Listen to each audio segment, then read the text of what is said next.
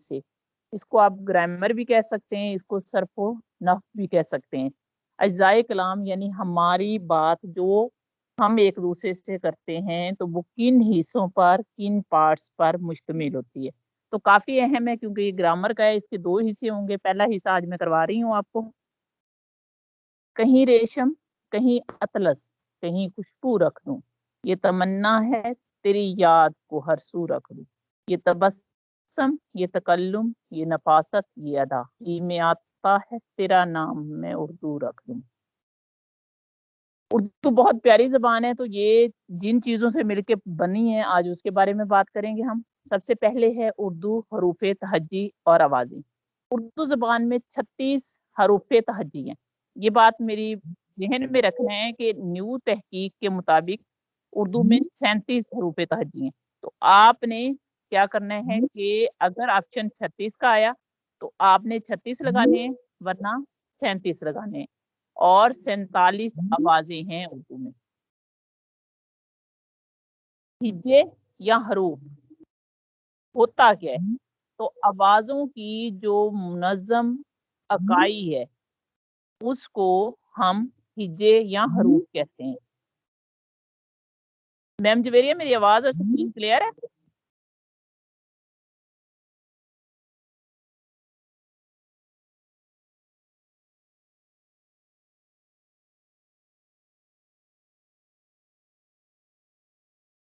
जी ma'am Javeria, मेरी आवाज और स्क्रीन क्लियर है?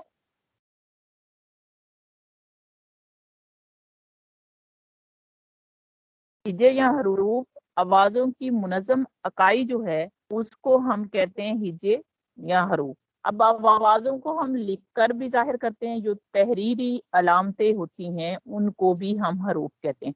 यानी आवाज जो मैं इस टाइम बोल रही हूँ इसको अगर मैं लिख लूंगी तो वो उसके हरूफ तहज्जी हिज्जे या हरूफ होंगे जो किसी भी जबान की बुनियादी इकाई हैं, किसी भी जबान को सीखने की पहली कड़ी है।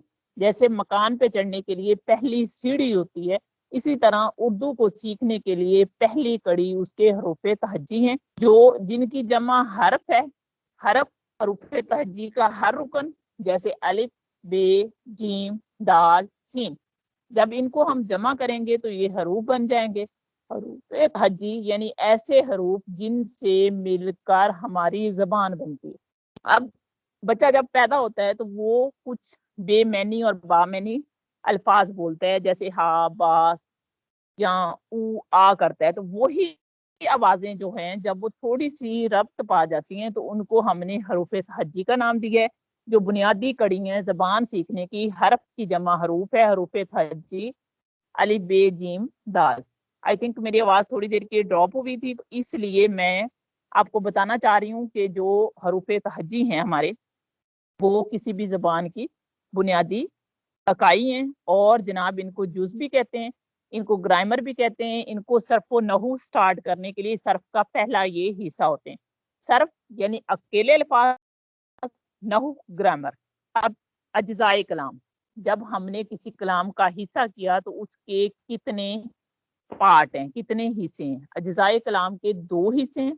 पहला हिस्सा है हर्फ और दूसरा हिस्सा है लफ्ज। हर्फ जो है वो मैं अभी आपको बता चुकी हूँ क्या है, जैसे अली, बे, पूरे हुए और 47 आवाजें हैं। लेकिन अगर ऑप्शन आए और ऑप्शन में 37 हो तो आपने 37 लिखना है, क्योंकि पहले 53 काउंट किए जाते थे, अब उर्दू हरूफ तहज्जी 54 हैं। अरबी, फारसी और हानिया हरूफ। अरबी हरूफ की कुल तादाद 28 है। फारसी हरूफ की कुल तादाद जो है वो 4 है। सर मेरी आवाज क्लियर है?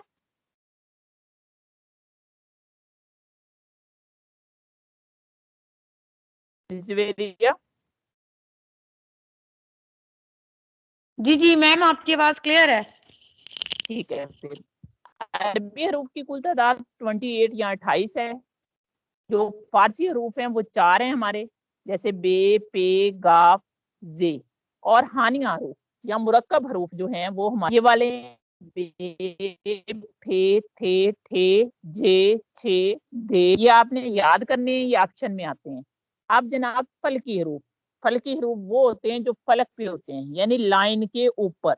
तो लाइन के ऊपर 5 हरूफ लिखे जाते हैं, अलिफ, तोए, जोए, काफ, गाफ। फलक आसमान, यानी लाइन के ऊपर, लाइन को ये टच नहीं करते, इसके ऊपर लिखे जाते हैं, अलिफ, तोए, जोए, काफ, गाफ। हल्का सा इनका सिरा टच करता है। फर्शी हरूफ जो फर्श पे होते हैं, उनकी तादाद 17 है। 80 हरूफ 16 है।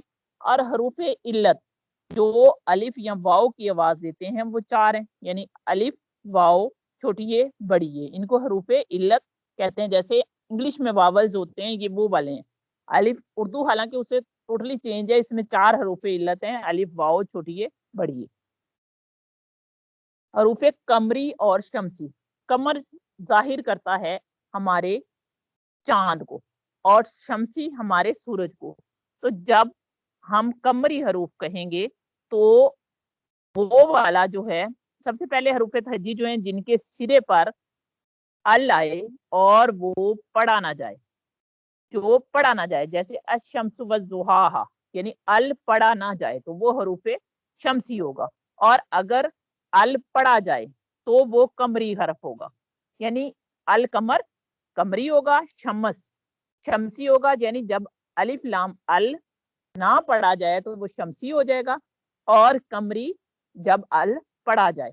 और इसको शमस और अल कमर की मुमासलत से कहते हैं शमसी रूप और कमरी रूप। शमसी रूप में हमारी अलिफ, बे, जीम, हे, खे, एन, गैन, पे, काफ, काफ, मीम, वाओ, हे, छोटी ये शामिल है। जब ये किसी लफ्ज के शुरू में आ जाए, ये वाले लफ्ज जो मैंने अभी बोले हैं, तो लाम का तलफ़ुज़ जो है पढ़ा जाता है, और इसको कमरी हरूफ कहते हैं। हरफ हरफ की बुनियादी तौर पर 2 किस्में हैं। एक है मुफरद, मैंने अभी बताया था हानिया, और एक आवाज वाले। हरफ की 2 इकसाम है, पहली होगी मुफरद, हमारी मुफरद हरूफ तहज्जी, और दूसरी होगी मुरक्कब हरूफ तहज्जी। मुरक्कब यानी जो 2 आवाजों से मिलकर बने। मुफरद जिसमें सिंगल आवाज होगी, जैसे लाम, मीम, नून, और मुरक्कब में आ गया भे। आगे डिटेल भी देती हूँ। मुफरद हरूफ, ये हरूफ सिर्फ एक हर्फ पर मुश्तमिल होते हैं। बे, ते, ते, टे, से, जीम, सिंगल आवाज है, सिर्फ एक आवाज देते हैं। ये मुफरद हरूफ है। अच्छा, आई थिंक पहली जो मेरी स्लाइड थी वो ड्रॉप हुई थी, तो 54 टोटल हरूफ तहज्जी हैं। हरूफ का एक और लेक्चर भी होगा, उसमें भी दूंगी मैं, जिसमें से 37 जो हैं वो हरूफ हैं, 47 आवाजें। मुरक्कब जो 2 आवाजें मिलकर एक आवाज बनाते हैं। अब कुछ लोग इसको पढ़ते हैं अलिफ मद आ, ये रॉन्ग होता है। आ, भे, फे, थे, थे, ये मुरक्कब आवाज है, यानी इकट्ठी आवाज है। हम अपनी आसानी के लिए उसको मिला देते हैं, जैसे बे, 2 चश्मी हे के साथ मिलाया तो बे, हे, की, बानी, बे। तो ये रॉन्ग होता है। इसकी असल आवाज क्या है? भे, फे, थे, ठे, जे, छे, दे, ढे, अड़े, खे, घे, ले, में, ने। ये मुरक्कब हरूफ तहज्जी है। 2 आवाजें, 2 हरफ, एक आवाज। हरूफ की इकसाम बालिहाज सौत, सौत कहते हैं आवाज को, यानी हमारे गले के अंदर से निकलने वाली आवाज। तो तलफ़्फ़ुज़ या सौती लिहाज से उर्दू में हरूफ की 2 इकसाम है। वैसे 2 इकसाम बताएंगे आपको, मुफरद और मुरक्कब। अब तलफ़्फ़ुज़ के लिहाज से 2 इकसाम है, कौन सी? हरूफ इल्लत और हरूफ सही। हरूफ इल्लत अभी मैंने थोड़ी देर पहले बताया था, वावल से मिलते जुलते, अलिफ, वाओ, छोटी ये, बड़ी ये, 4 होते हैं हरूफ इल्लत। इल्लत का मतलब क्या है? हरकत पैदा करने वाला। ये हरूफ इल्लत अल्फाज में हरकत पैदा कर देते हैं। जैसे बे के साथ हरूफ इल्लत अलिफ लगाया तो बे, अलिफ, बा। बाओ लगाई तो बे, वा, बो। बे को उन्होंने हरकत दे के बो कर दिया, ये, छोटी ये। और हरूफ सही वो हरफ जो जबर, जिन जो किसी हरूफ इल्लत या अलामत हरकत के साथ मिलकर कोई आवाज पैदा नहीं कर सकते। जैसे बे, बे ही रहेगा, पे, ते, जीम, सीन, दाल, मीम। हरूफ सही आमतौर पर हरफ के आखिर में आते हैं, जैसे अली, बे, अब। लफ्ज। अब हमने कहा था कि हरफ से मिलके बने लफ्ज। लफ्ज जो हैं, लफ्ज की भी दो किस्में हैं, एक है कलमा, एक है मोमिल। कलमा आपको सबको पता है कि अकेला बामानी लफ्ज। मोहमिल जिसका कोई मानी ना हो। अब मोहमिल चूंकि उसका मानी नहीं है इसलिए उसकी किस्में नहीं होंगी। कलमा आप सबको पता है, जैसे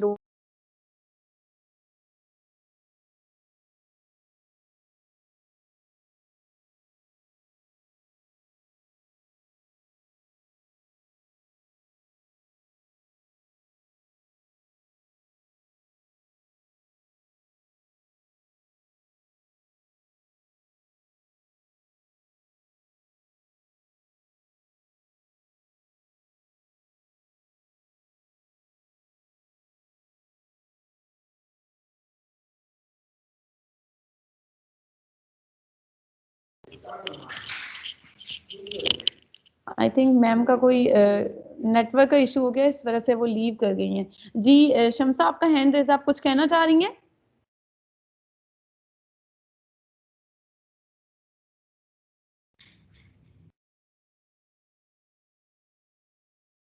आप में से किसका हैंड रेज था, काइंडली बता दें, कुछ कहना चाह रहे हैं तो।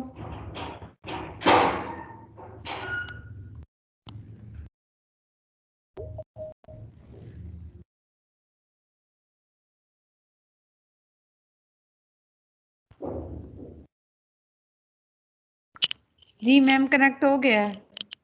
आई थिंक नेटवर्क का बहुत इशू है आज। मैम नगीना,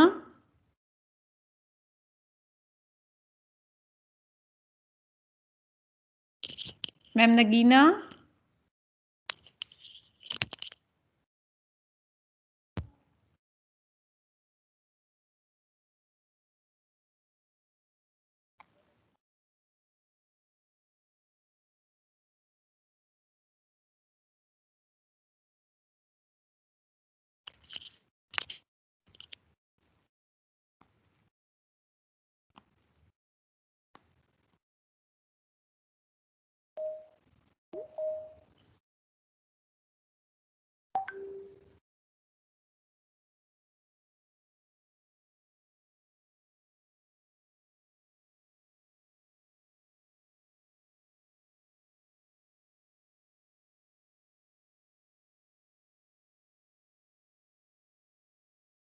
मैम नगीना, मेरी आवाज क्लियर है? आप सुन सकती हैं? जी अब सुन सकती हूँ। असल में आपकी ठीक। आवाज आ रही, मेरी शायद ड्रॉप हो गई थी। जी जी, वो सॉरी। शायद नेटवर्क का इशू है, इधर भी है, आप कंटिन्यू कीजिए। अच्छा, मुझे जरा बता दीजिएगा कौन सी स्लाइड पे मेरी वॉइस जो है ड्रॉप हुई है, ताकि स्टूडेंट्स को प्रॉब्लम ना हो। जी आप शेयर कीजिए, मैं बताती हूँ।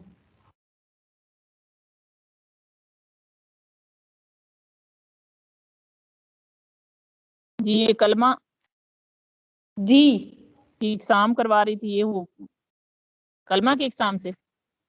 मैम जी आप जी, साथ साथ मुझे बता दीजिएगा कि मेरी आवाज ड्रॉप हो तो। ठीक है, मैं सुन रही हूँ, मैं जी बताऊंगी। कलमा की एग्जाम, इसम, फेल, हर्फ। इसम जो जी कलमा की इकसाम, कलमा जो है उसकी 3 इकसाम है, क्योंकि वो अकेला बामानी लफ्ज है। मैंने बताया था कि 2 इकसाम है, एक है कलमा, एक है मोमिल। मोमिल जो होता है जिसकी मैनी नहीं होते, इसलिए उसकी इकसाम नहीं होती। कलमा क्योंकि बामैनी है, इसलिए आगे पूरा उर्दू की इमारत इसी पे चलेगी। तो कलमा की 3 इकसाम है, इसम, फेल, हर्फ। आप सबको पता है कि किसी भी चीज का नेमिंग वर्ड, किसी भी चीज का नाम, चाहे वो जानदार हो बेजान हो, किसी भी चीज का नाम, जगह हो, शख्स हो, चीज हो, इसम कहलाता है। फेल काम होता है, एक्शन वर्ड होता है, यानी जिसमें काम का हरना, जैसे खाना पीना, रोना जागना, जिसमें काम का होना या सहना पाया जाए। हर्फ अभी पढ़ा है हमने कि जो लफ्जों को मिलाए, जैसे नेम, नून मीम जीम। अब इस्म हमने कहा है, इस्म, फेल, हर्फ। तो सबसे पहले किस्म है इस्म। इस्म इमारत की पहली ईंट। इस्म इस्म क्या है? इस्म की लिहाजे गिनती 4 इकसाम हैं। इस्म की इकसाम है 4। पहली है वाले लिहाजे गिनती। मैम जो मेरी आवाज क्लियर है ना? जी जी मैम, इसम के बिल्कुल क्लियर है। अकसाम बालिहाजे गिनती, दूसरी किस्म है बालिहाजे जिन्स, बालिहाजे बनावट, बालिहाजे मानी। यानी इसम को 4 तरीकों से हम इकसाम में डिवाइड करते हैं। तो सबसे पहले ये गिनती, जिसको आप बहुत अच्छे से जानते हैं, यानी वाहिद जमा, एक चीज ज्यादा चीजें। दूसरी है बालिहाजे जिन्स, इसकी भी 2 किस्में सबको पता है, इसमें मुजक्कर और मुअन्नस। तीसरी जनाब आपकी होगी बालिहाजे मानी, इसमें मारफा और इसमें नकरा। इसको इसमें नहीं पढ़ना, इसके नीचे जेर होती है। इसमें मारफा और इसमें नकरा। अब मारफा क्या होगी? मारफा कोई भी इसम जो खासियत रखे, जो खास हो, जिसे तखसीस दी गई हो, वो इसम मारफा होती है। जो किसी खास जगह, शख्स या चीज के लिए बोला जाए, जैसे कायदे आजम, ताजमहल, मस्जिद अक्सा, इब्ने मरियम, गारे हिरा, कराची, लाहौर। यहाँ थोड़ी सी वजाहत करूंगी कि आप कहते हैं कुत्ता या गाय, तो वो इसमें नकरा होगी। लेकिन अगर उसे तखसीस दे देते हैं, उसे खास कर देते हैं, जैसे मेरा कुत्ता, हमारी गाय, तो वो इसमें मारफा हो जाएगी। इसमें मारफा जो है वो नकरा नहीं हो सकती, लेकिन नकरा जो है उसको मारफा किया जा सकता है। पीपीएससी जो होता है वो टोटल का टोटल कॉन्सेप्ट पे चलता है। आपके कॉन्सेप्ट क्लियर हैं तो आप एमसीक्यूज कर सकेंगे, वगरना नहीं। ये बात याद रखिएगा, जिस भी चीज को खास या स्पेशल बना दिया जाए वो इसमें मारफा होती है। इसमें नकर, शेर से मिसाल, एक वलवलाए ताजा दिया मैंने दिलों को, लाहौर से ताबे खाक के बुखाराओ समरकंद। इसमें बुखारा, समरकंद, लाहौर इसमें मारफा है जनाब। इसमें नकरा गैर मुय्यन, यानी जिसको गिना ना जा सके, लामहदूद अशिया जो हैं उनके लिए, या किसी आम शख्स, जगह या चीज के लिए इसमें नकरा इस्तेमाल होती है। इसमें नकरा मारफा बन सकती है। आम जो होते हैं वो मेहनत करके खास बन सकते हैं। अब मिसालें आपको पता है, जैसे लड़का, लड़की, गुलकार शख्सों में, अशखास में से हो गई। जानवर, बिल्ली, चूजा, कुत्ता। चीज, किताब, कुर्सी, मेज, जगह, पहाड़, दरिया, शहर। अब चौथी किस्म जो सबसे मुश्किल लगती है अक्सर लोगों को, एक बात याद रखनी है, वो क्या थी, किस लिहाज से किस्में थी, जरा दोबारा से गौर कर लें। मैं बैक लेके जा रही हूँ आपको। लिहाजे मानी, यानी मानी के लिहाज से थी। अब जो खास है, जो आपको कंफ्यूज करेगी, वो बालिहाजे बनावट होगी। इसम की 4 किस्म लिहाज से इकसाम की जा सकती है: बालिहाजे गिनती, बालिहाजे जिन्स, बालिहाजे मानी, और सबसे मुश्किल जिसे समझा जाता है वो बालिहाजे बनावट है। कि इसम बनता कैसे है, बनावट। बनावट के लिहाज से इसकी 3 इकसाम है, इसमें मस्दर, इसमें जामद और इसमें मुश्तक। इसमें मस्दर, इसमें मस्दर वो इसम होता है जो खुद तो किसी इसम से ना बना हो। पहले भी आपको करवाया है मैंने मस्दर का दुरुस्त इस्तेमाल, लेकिन बहुत से अल्फाज इससे बनाए जा सकें। मिसाल के तौर पर बनाना, खाना, खाना से आप नून अलिफ ना काट के काफी लफ्ज बना सकते हैं। खुद किसी से ना बना हो, इससे बहुत से अल्फाज बनाए जा सकें। मसलन पढ़ना से पढ़ो, देखना से देखो, बनाना से बनावट, सूंघना से सूंघो। तुम औरों की मानिंद धोखा न खाना, किसी को खुदा का बेटा न बनाना, कदर खो देता है रोज का आना जाना। तो लास्ट वाला मैंने बताया था मसदर होता है खाना, बनाना, जाना, आना। इसमें मसदर की पहचान क्या है, पहले भी बता चुकी हूँ, दोबारा रिपीट कर देती हूँ कि वो काम के मानी देता है, लेकिन उसमें जमाना नहीं पाया जाता। अगर जमाना आ गया तो वो बन जाएगा फेल।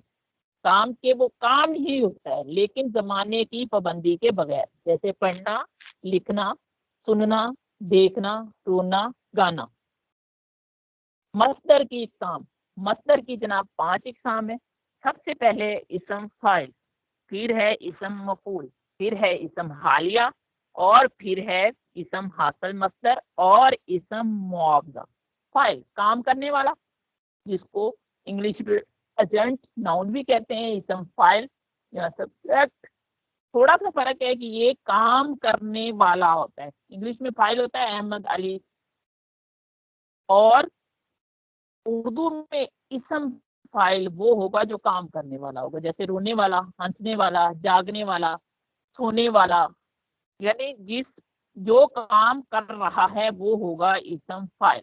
हंसना से हंसने वाला, रोने से इसम मफूल, जिस पर काम वाक़या हुआ हो या उस जगह या चीज की तरफ इशारा करे जहां वो काम हुआ हो।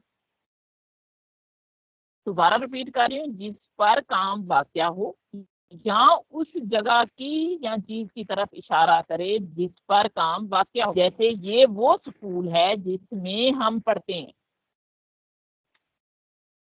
इसम मफूल की मिसालें क्या होंगी? देखना से मैंने बनाया था इसम फाइल देखने वाला, तो देखना से मफूल क्या होगा? देखा हुआ।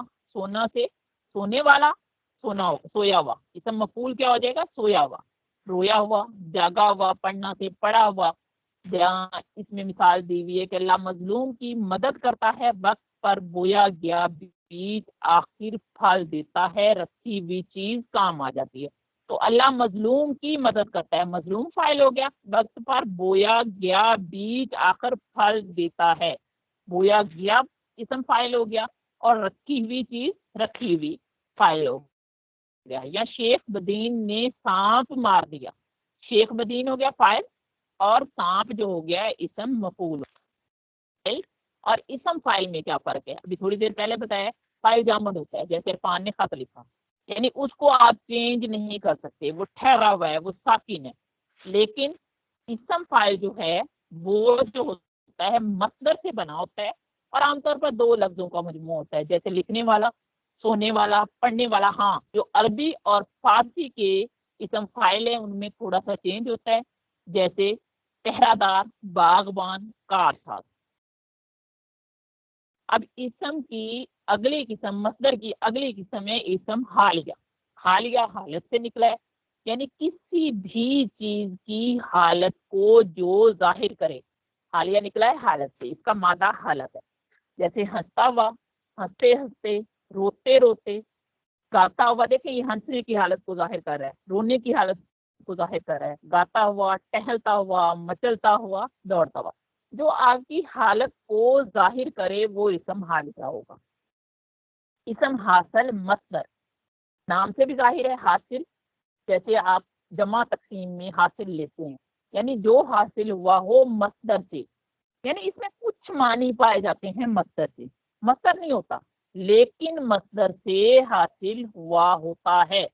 जैसे पढ़ना से पढ़ाओ, चहकना से चहक, मिलना से मिलाप, पढ़ना से पढ़ाई, चमकना से, किससे हासिल हुआ है? मसदर से। नून अलिफ ना कट कर दिया और हमने हासिल मसदर बना लिया। घबराना से घबराहट, पकड़ना से पकड़, चमकना से चमक। इसकी एक और भी देखें है कि इसमें जमाना जाहिर नहीं हो रहा, जमाना जाहिर हुआ तो ये फेल बन जाएगा।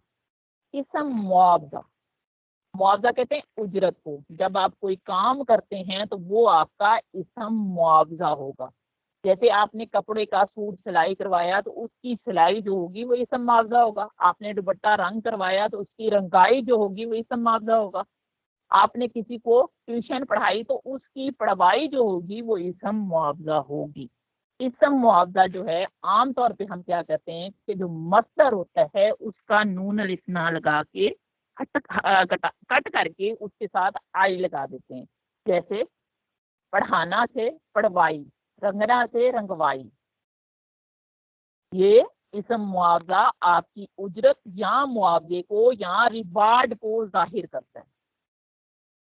इसम मुआवजा की मिसालें, जैसे सूट की सिलाई 500 है, बेग की पकाई 100 रुपए है। तो अलामत बनाने का तरीका भी मैंने बता दिया है कि रंगवाना का नून अलिफ ना कट करेंगे और ई लगा देंगे, रंगवाना से रंगवाई, पकवाना से पकवाना से मैम पकवाई। जी जी आपकी जी मैम बोलिए। आपकी स्लाइड्स शो नहीं हो रही हैं। हैंड मैसेज मुझे पर्सनली किया है कि आपकी स्लाइड शो नहीं हो रही है, आप स्क्रीन दोबारा शेयर कर रहे हैं। बहरहाल मुझे शो हो रही हैं आपकी स्लाइड्स। मैम मेरे रेड लाइट आ रही है, वो जिनकी शो नहीं हो रही वो दोबारा अच्छा, ज्वाइन करें।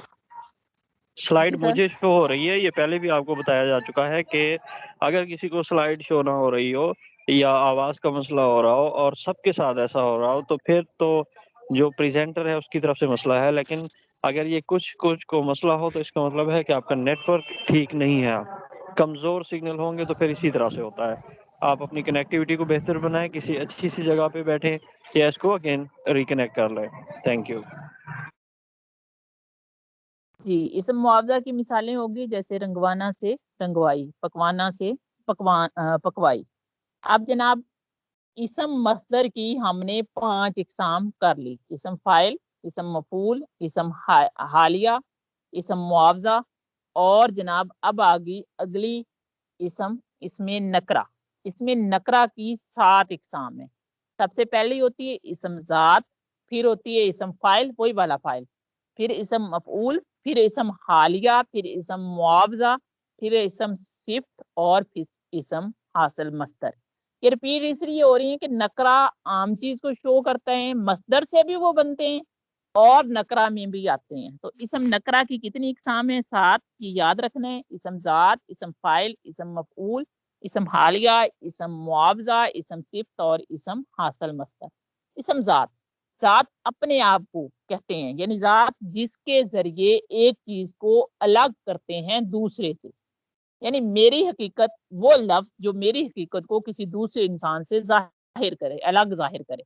इसम जात जो है वो क्या कहते हैं, मुमासलत या इख्तलाफ को जाहिर करता है, आपकी अलग पहचान देता है।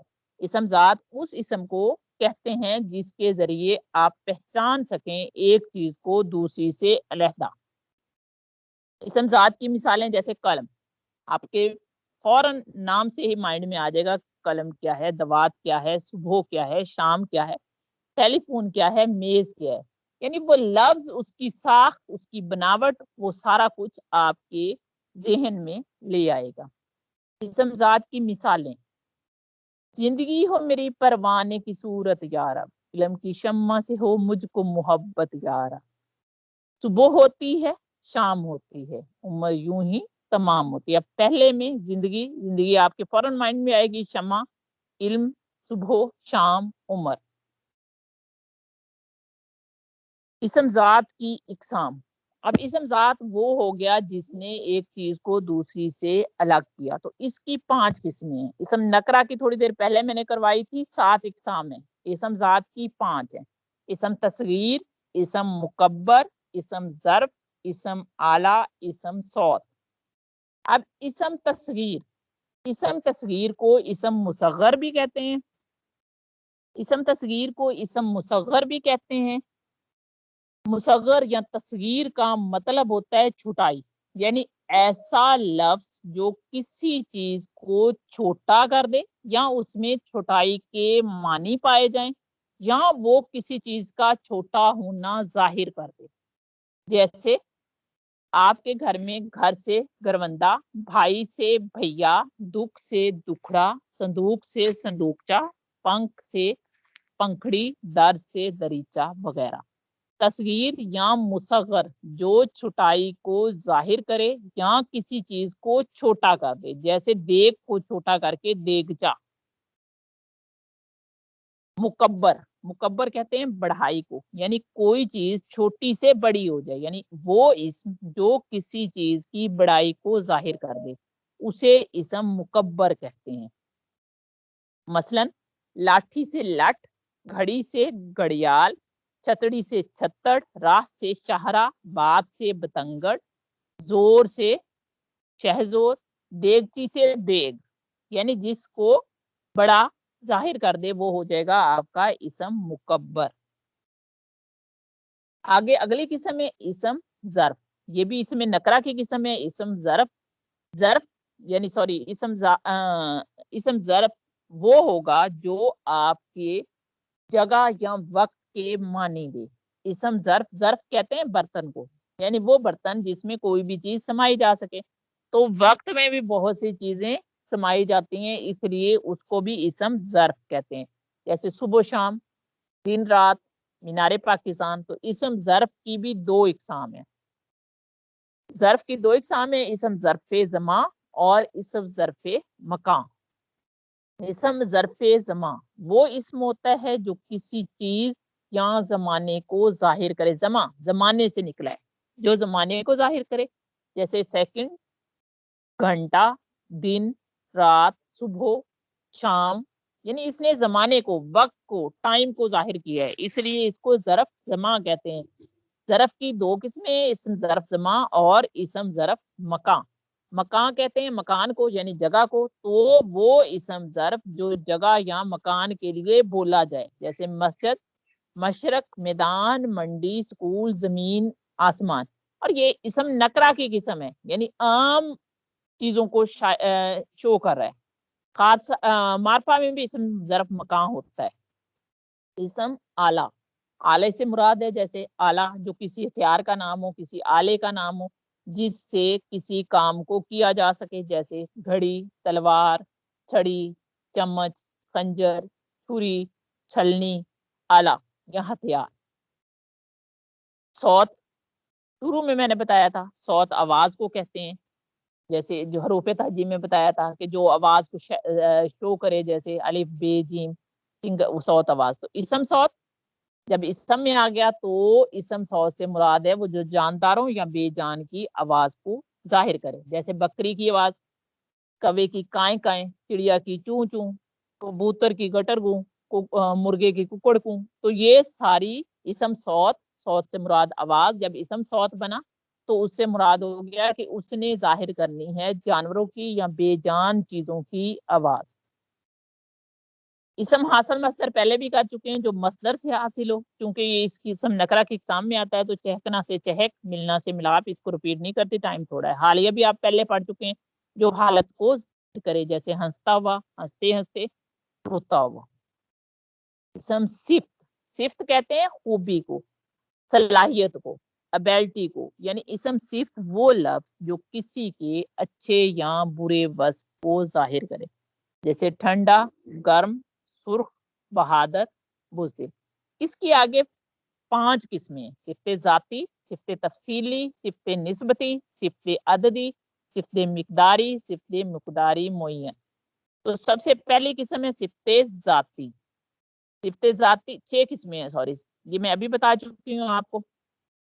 सिफ्ते जाती, जात की, यानी आपकी अपनी जाती खुसूसियात को जाहिर करे, जैसे दाना, शरीफ, शरीर, बहादुर। जैसे अहमद बहादुर है तो अहमद की जाती खुसूसियत को जाहिर किया है। सिफ्ते जाती को सिफ्ते मुशब्बा भी कहते हैं, तशबीह में भी इस्तेमाल होती है, इसी से सिफ्ते मुशब्बा भी कहते हैं।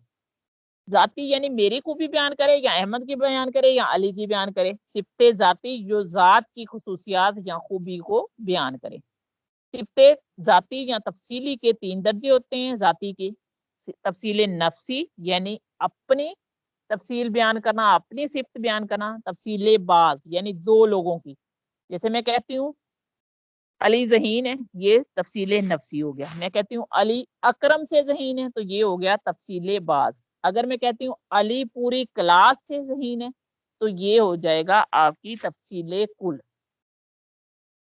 सिफ्ते निस्बती, निस्बत जाहिर करे, एक शख्स की खूबी या खामी को कि दूसरे शख्स से उसका कंपैरिजन करे, उसका मुआवजा करे। जैसे हम कहते हैं ईरानी क्लीन, यानी ईरान से आए हुए हैं, इसने मुआवजा किया है, इसको रिलेट किया है ईरान के साथ। सिफ्ते निस्बती, निस्बत वो सिफ्त होती है जो किसी शख्स या चीज का तल्लक दूसरे शख्स, मकाम या चीज से करती है, जैसे अरबी लिबास। सिफ्ते अददी, अदद से निकला है, जैसे आप लोग मैथ में करते हैं कि गिनती याद करें अददों में या हिस्सों से। तो जब कोई सिफ्त अददों में बयान करे, जैसे मैंने 5 किलो आम खरीदे, हमने 10 मीटर कपड़ा लिया, तो ये जो सिफ्त अदद में जाहिर हो वो सिफ्ते अददी होती है। मिकदारी जो मिकदार को जाहिर करे, जैसे अनवर ने 1 किलो आम खरीदे। सॉरी, उधर मैं एग्जांपल गलत दे चुकी थी, यानी उसमें 1, 2 किलो, 2, 3, 4, 5 वो जो है वो आपकी अददी होगी। मिकदारी में वो इसलिए आया है कि इसमें मिकदार किलो की शो की है, जैसे थोड़ा इंतजार क्या कहते हैं 1 लीटर दूध। मिकदारी मुय्यन जिसमें मिकदार मुय्यन हो, यानी वो क्या कहते हैं महदूद हो, यानी जिसको गिना जा सके, और गैर मुय्यन जिसमें गिना ना जा सके। इसम फाइल अभी आपने किया है, यानी काम करने वाले की जगह पे इस्तेमाल हो, जैसे बागबान। अच्छा, फारसी के इसम फाइल इस दफा आया था पीपीएससी में कि वो उन्होंने दिया हुआ था आलम, और कुछ दूसरे लफ्ज थे कि इसमें से इसम फाइल ढूंढे, तो आलम था क्योंकि ये काम करने वाला है। और ये फारसी और अरबी के मैंने बताया एक लफ्ज पे मुश्तमिल होते हैं और उनको मुफरिद फाइल कहते हैं। इसम फाइल की इकसाम, इसम फाइल मुफरद, इसम फाइल मुरक्कब, इसम फाइल क्यासी और इसम फाइल समाई। इसम फाइल मुफरद, मुफरद मैंने बताया अभी कि वो एक लफ्ज की सूरत में मुश्तमिल होता है, जैसे डाकू, जुल्म, जालिम। अब अगर उर्दू में करेंगे तो वो 2-3 लफ्जों का मजमू होगा, लेकिन चीज एक को भी जाहिर कर रहा है, इसलिए उसको फाइल मुफरद कहते हैं। मुरक्कब, जो 2 लफ्जों से मिलकर बना हो, जैसे जेब, कुतरा, बाजी, घर, कारी, घर। फाइल क्यासी, यानी वो असल में मसदर से बने, क्यास जैसे खाना से खाने वाला, सोना से सोने वाला और आना से आने वाला। समाई, जो मसदर से बना ना हो, समात से निकला है लेकिन अहले जबान से सुनने में आया हो, जैसे शुतरबान, गोया, बेकारी, जादूगर, घसियारा वगैरह। फाइल और इसम फाइल में फर्क मैं पहले करवा चुकी हूँ, टाइम थोड़ा है इसलिए। जी, यहाँ तक अगर किसी का कोई क्वेश्चन है तो वो हैंड रेज कर दे। मैम जवेरिया जरा देखिएगा, क्योंकि टाइम शॉर्ट है, मैंने दूसरी स्लाइड भी करनी है आज। नावल शायद ना हो सके। मेरी कोशिश है कि 2 से 3 लेक्चर्स में आपका क्या कहते हैं ग्रामर का ये वाला काम जो है कंप्लीट करवा दूं। मैम जवेरिया, अगर किसी का क्वेश्चन है तो आप देख लें। आई थिंक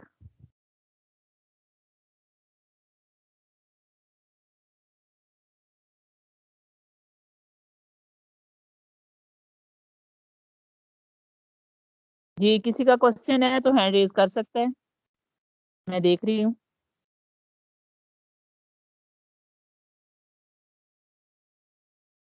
ग्रामर में कोई भी कंफ्यूजन है तो आप पूछ सकते हैं। मैम जवेरिया, मेरी आवाज क्लियर है?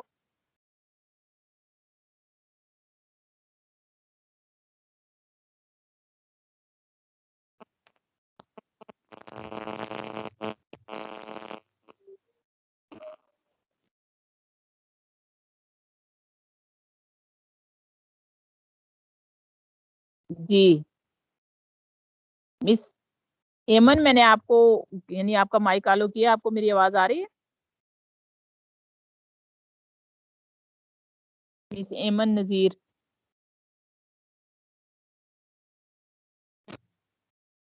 मिस जवेरिया, मेरी आवाज?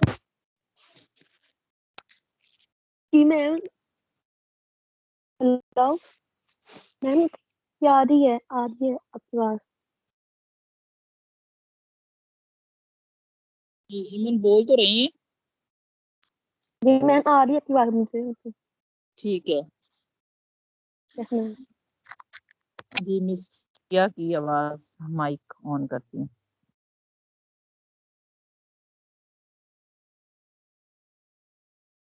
जी फबिया, आपका माइक ऑन है।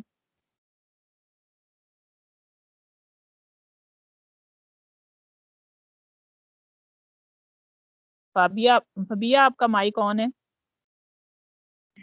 मैम ये जो आपने लास्ट में बताई है ना, जिसकी 7-8 किस्में हैं, वो दोबारा बता दें। आप ऐसा कीजिएगा, कल का मेरा लेक्चर जो है वो भी इज्जाए कलाम पे है, तो यानी वो मैंने बताई हैं आपको सिफ्त की किस्में। सिफ्त जो होता है उसकी 6 किस्में होती हैं। सिफ्त जाती, सिफ्त यानी निस्बती, सिफ्त मिकदारी, सिफ्त मुय्यन मिकदारी और गैर मुय्यन मिकदारी अददी। तो आप इनको रीड आउट कर लीजिएगा, फिर भी अगर आपको कोई प्रॉब्लम हुआ तो आप कल पूछ लीजिएगा, ठीक है?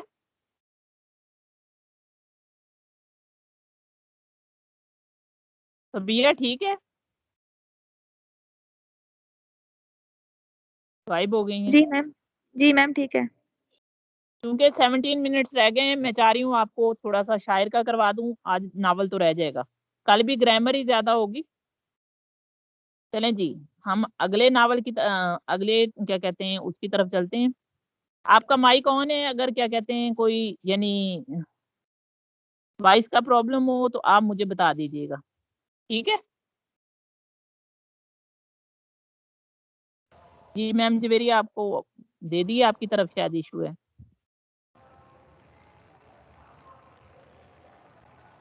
जी शायर,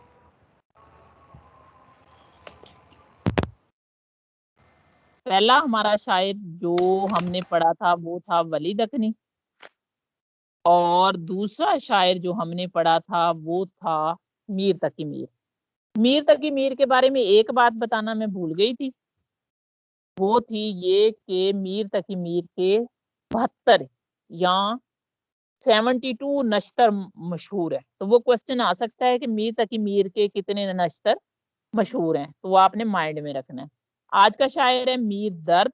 मीर दर्द जो है ख्वाजा मीर दर्द, नाम से जाहिर है क्योंकि ख्वाजा है, सूफी शायर हैं, तो इनके बारे में आज हम पढ़ते हैं। ख्वाजा मीर दर्द, तारीख पैदाइश इनकी क्या है? 1720 को ये पैदा हुए। मीर के नीचे 2 नुक्ते हैं, ख्वाजा मीर दर्द, याद रखिएगा। 1720 और 7 जनवरी 1785 को इन्होंने वफात पाई है। सूफी शायर थे। क्लासिक शायर जो हैं, क्लासिकी शायर, वो हमारे 3 हैं, यानी पहला हमारा वली दखनी, दूसरा मीर तकी मीर, और तीसरा मीर दर्द। तारीख पैदाइश जो है बाज जगह पे 1719 भी लिखी हुई है। 1719 और 1720 दोनों को आपने ऑप्शन के लिहाज से देखना है, लेकिन बेस्ट ऑप्शन 1720 है अगर दोनों आए। क्लासिक शायर हैं, पैदाइश रिपीट मैंने की है कि 1720, वफात 1790। पहले मैंने 1785 लिखी है, अब 1790 लिखी है, तो इनकी तारीख पैदाइश और वफात में थोड़ा सा इख्तलाफ है। वालिद का नाम ख्वाजा मोहम्मद नासिर अंदलीब, उर्दू के सूफी शायर हैं। दीवान इनके क्या हैं? एक दीवान है नालाए दर्द, जिसको डॉक्टर इबादत बरेलवी ने 1980 में मरतब किया था। एक फारसी दीवान है, इनका मशहूर रिसाला है असरारुस सलात, जो 15 बरस की उम्र में इत्काफ की हालत में लिखा था। ये वाहिद शायर है जिसने 15 बरस में रिसाला लिखा था असरारुस सलात, नमाज के अहकामों सलात को बयान करता है। दूसरा रिसाला इन्होंने वारदाते दर्द 29 बरस की उम्र में लिखा, और इसकी शरह भी। इल्मुल किताब एक बहुत बड़ा नक्शा लिखा था, 11 मज़ामीन है उसमें। कौन से? नालाए दर्द, आहे दर्द, दर्दे दिल, सोजे दिल। देखें, पहले 2 दर्द से हैं, नालाए दर्द, आहे दर्द। दूसरे 2 दिल से हैं, दर्दे दिल, सोजे दिल। शम्माए महफिल और हुर्मते गना, ये 6 जो हैं इनके यादगार रिसाले हैं। आई रिपीटेड, नालाए दर्द, आहे दर्द। नाला और आह दोनों आवाजें हैं, नाला भी रो के निकलता है, आह भी रो के निकलती है। नालाए दर्द, आहे दर्द, दर्दे दिल, सोजे दिल, और शम्माए महफिल और हुर्मते गना, यादगार रिसाले हैं। पहले 2 मैंने बता दिए हैं। असरारुस सलात जो है वो आपने लिखा था 15 बरस की उम्र में, जब वो इत्काफ में बैठे थे, और वारदाते इश्क 29 बरस की उम्र में लिखा था। छोटा भाई जो है उसका नाम सैयद मीर हसन था। ख्वाबो ख्याल मसनवी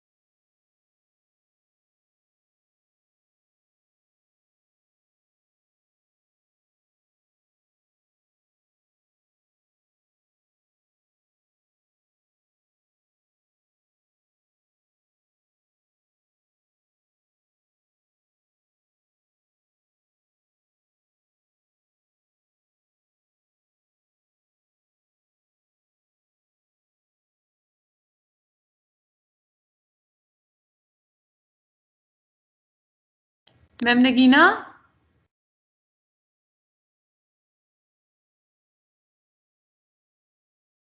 मैम नगीना,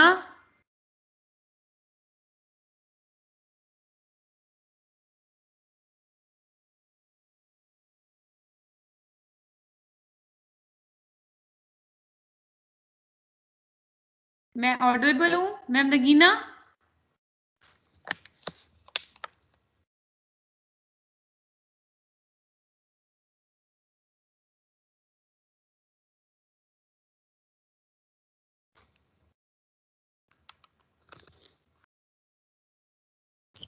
मैम नगीना, आपकी आवाज नहीं आ रही है।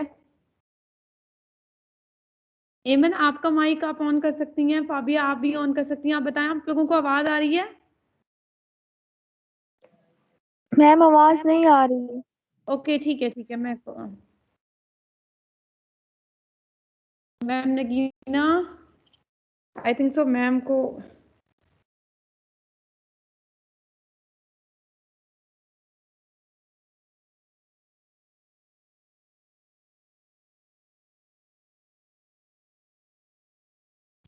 आई थिंक उनकी तरफ नेटवर्क का इशू है।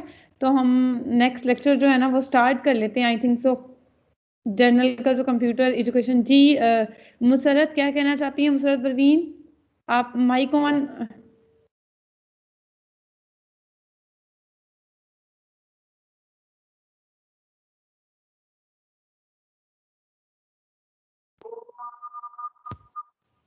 जी मैम नगीना। जी मैम मैं सुन रही हूँ, ये अजान स्टार्ट हो गई है, बस 1 मिनट के लिए स्क्रीन ऑफ हो गई थी। ओके ठीक है मैम। आई थिंक आज नेटवर्क इशू है।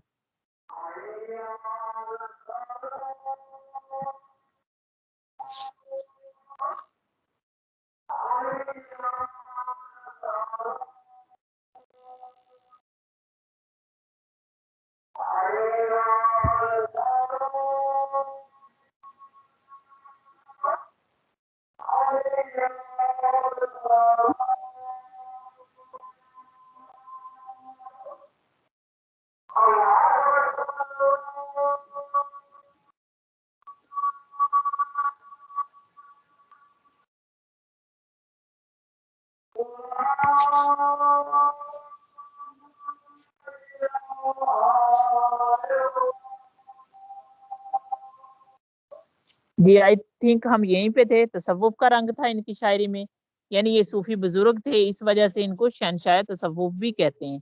मिसाल इसकी क्या है कि अर्जो समा कहाँ तेरी वुसअत को पा चुके, मेरा ही दिल है कि वो के यहाँ तू समा सके। ए गलत गर गुमा में कुछ है, तुझ सवा भी जहां में कुछ है। अल्लाह ताला की यानी इसके हकीकी को ये बयान करते हैं। जग में आकर इधर उधर देखा, तू ही आया नजर जिधर देखा। सादगी है इनकी शायरी में, जैसे दिल जमाने के हाथ से सालिम, कोई होगा कि रह गया होगा। अच्छे इश्क जी जलाती है, ये बला जान पर ही आती है। यानी सादा जबान जिसको हम समझ सकें। ये शेर इनका मैंने पहले भी आपको सुनाया है कि जिक्र वो मेरा करता था सरीहन, लेकिन मैंने पूछा तो कहा खैर ये मजकूर ना था। हौसला मंदी, यानी ये इतने हौसला मंद शायर थे कि दिल्ली तबाह बर्बाद होगी ये वहीं पे रहते, और ये इनकी कलाम में भी नजर आता है। जैसे जहां पर खेला हूं मगर जिगर देखना, जी रहे ना रहे फिर भी इधर देखना। मौसीकियत और तरन्नम पाया जाता है, मैंने पहले बताया, यानी रंगे तगजुल या मौसीकियत इनके कलाम में पाया जाता है। यानी कि इनकी जो गजलें हैं इनको अगर गाया जाए तो वो सुर और ताल पर पूरी उतरेंगी। जैसे सीना और दिल हसरतों से छा गया, बस हजूमे यास जी घबरा गया। तोहमते चंद अपने जिम्मे धर चले, किस लिए आए थे क्या कर चले। बेसबाती हयात यानी जिंदगी की बेसबाती का जिक्र किया इन्होंने कि जिंदगी क्या कहते हैं उसकी कोई अहमियत है नहीं है। वाय नादानी के वक्त मर्ग ये साबित हुआ, ख्वाब था जो कुछ के देखा जो सुना अफसाना था। इम्तियाजी मजाजो हकीकत, पहले भी मैंने बताया है कि ये हकीकत और मजाज को साथ लेकर चलते हैं। यानी इनके शायर जो हैं, शेर जो हैं, वो उनसे अंदाजा करना मुश्किल हो जाता है कि अल्लाह ताला से मुखातिब हैं या आम इंसानों से मुखातिब हैं। ये महबूब हकीकी से बात कर रहे हैं या महबूब मजाजी से बात कर रहे हैं। कि जी की जी में रही बात ना होने पाई, है उनसे मुलाकात ना होने पाई। अपने मिलने से मना मत कर, इसमें बेख्तियार हैं हम। सोजो गुदास यानी इनकी कलाम में दुख दर्द पाया जाता है। बकौल मोहम्मद हुसैन आजाद क्या कहते हैं कि दर्द तलवारों की आबदारी नश्तर में भर देते हैं। यानी इनके जो नश्तर या तीर हैं वो तलवारों की तरह तेज होते हैं। ये काफी मशहूर कौल है दर्द तलवारों की, मोहम्मद हुसैन आजाद का। दर्द तलवारों की आबदारी नश्तर में भर देते हैं। जिंदगी है या कोई तोहफा है, हम तो इस जीने के हाथों मर चले। बहुत मशहूर शेर है इनका। विदतुल वजूद के कायल थे, यानी सिर्फ विदत का मतलब होता है वहदत यानी एक होना। वहदतुल वजूद यानी अल्लाह ताला की एक जात का कायल होना, यानी अल्लाह ताला की वहदानियत के कायल थे। क्यों नूरे बसर तेरा तसव्वुर था, पेशे नजर जिधर गए हम। पहले भी बता चुकी हूँ कि इनकी गजल में तगजुल का रंग है, रंगे तगजुल है, इसलिए इसकी नहीं देती मैं, थोड़ी वजाहत कम देती हूँ, टाइम थोड़ा है। अच्छा, ये कुछ शॉर्ट क्वेश्चन है। ये जो मैंने पढ़ाया है उसी के अंदर से मुख्तलिफ बुक्स और मुख्तलिफ पीपीएससी के पेपर्स में से मैंने कलेक्ट की। तो इनको जो है आपने लर्न करना है।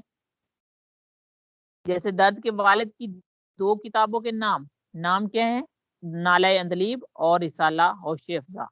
दर्द ने खुद को क्या कहा है? गुलशने मानी का अंदलीब। ये आपने लाजमी याद करने हैं। दर्द को मर्दे वजही किसने कहा था? कुदरतुल्लाह शौक ने। दर्द को आधा शायर किसने कहा था? ख्वाजा मीर तकी मीर ने। नाला दर्द किसने तरतीब दिया? मीर असर ने। कुल अशार कितने हैं? 1449। दर्द आसमाने सुकुन के खुर्शीद हैं, कौन लिखते हैं? मीर हसन। मिर्जा अली लुत्फ गुलशने हिंद में लिखते हैं कि अगरचे दीवाने दर्द बहुत मुख्तसिर है मगर सरापाए दर्द रखता है। राम बाबू सक्सेना कहते हैं कि दर्द की गजलें जुबान की सादगी और सफाई में मीर का मजा देती हैं, यानी मीर जैसे। अच्छा, आगे कुछ डेट ऑफ बर्थ डाली है मैंने कुछ शायरों की, ये आपने याद करनी है, ये आपके करने वाला काम है। अब ख्वाजा मीर दर्द के एमसीक्यूज हैं, ये भी आपने खुद ही देखने हैं क्योंकि ये मैं पढ़ा चुकी हूँ, उसी में से कलेक्ट किए गए हैं। जी, आपने मेरा लेक्चर सुना तवज्जो से, शुक्रिया आपका। अब ये है कि आप मुझे जो चीज़ आपको समझ नहीं आई वो बताएं ताकि मैं आपका जनाब आंसर कर सकूं। जी, किसी को कुछ भी उर्दू में पूछना है तो वो पूछ सकता है। अब अगला यानी पहला हमने नावल पढ़ा था अमराओ जान अदा, दूसरा हमने पढ़ा था खुदा उसका फरदौसे बरी अब्दुल हलीम शरर का। अब हम पढ़ेंगे खुदा की बस्ती, लेकिन पहले ग्रामर होगी क्योंकि वो बहुत अहम है। आपके तकरीबन 20 से 25 एमसीक्यूज ग्रामर में से आते हैं, तो ग्रामर को इग्नोर नहीं करना, चाहे उर्दू की हो चाहे इंग्लिश की हो। अभी किसी का भी कोई भी सवाल है तो वो कर सकता है। मैम जवेरिया, मेरी आवाज क्लियर है ना? जी मैम, बिल्कुल क्लियर है।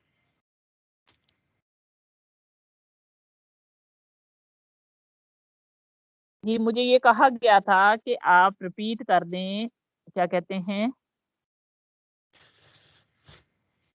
अज्जाए कलाम को। तो अज्जाए कलाम में रिपीट कर रही हूँ बस इन शॉर्ट शॉर्ट। अज्जा कहते हैं जुज को, यानी जो हम हिस्सा, यानी वो उर्दू के क्या कहते हैं पार्ट जिन पे उर्दू की इमारत चलती है। अब इसको हरूफ हिज्जा भी कहते हैं, इसको सरफे नहू भी कहते हैं, इसको ग्रामर भी कहते हैं, इसको अज्जाए कलाम भी कहते हैं। तो जो मुफरद आवाज होगी वो हर्फ होगी, हर्फ की जमा हरूफ तहजी होगी। जैसे जिसकी सौत एक होगी, जैसे अलिफ लाम मीम नून, और जब वो मिल जाएंगे तो वो बन जाएंगे लफ्ज।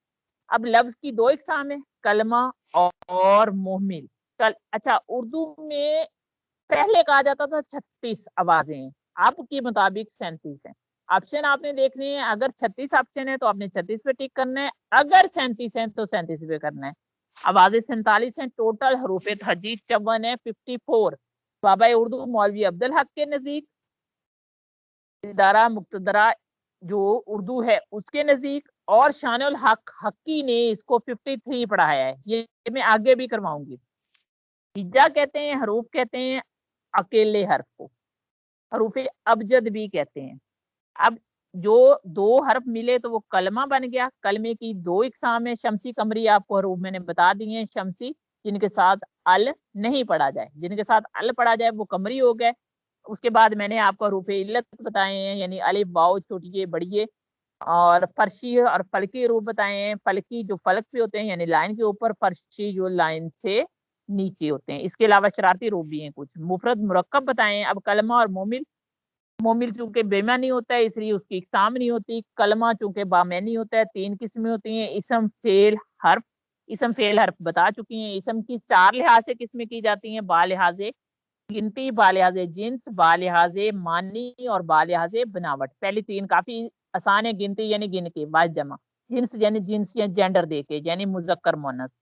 बालिहाजे मानी यानी मार्फा और नकरा, कौन खास है कौन आम है। और बालिहाजे बनावट 3 किस्में है, जामद, मसदर, जामद और मुशरिक। मसदर आप बहुत अच्छे तरीके से कर चुके हैं कि वो लफ्ज जिससे कोई नया लफ्ज ना बना हो और इससे बहुत से नए लफ्ज। अब मसदर की 5 इकसाम में फाइल, इसम मफऊल, इसम हालिया, इसम हासिल मसदर और इसम मुआवजा, जो आप कर चुके हैं। उसके बाद जनाब आपका इसम यानी नकरा है, उसकी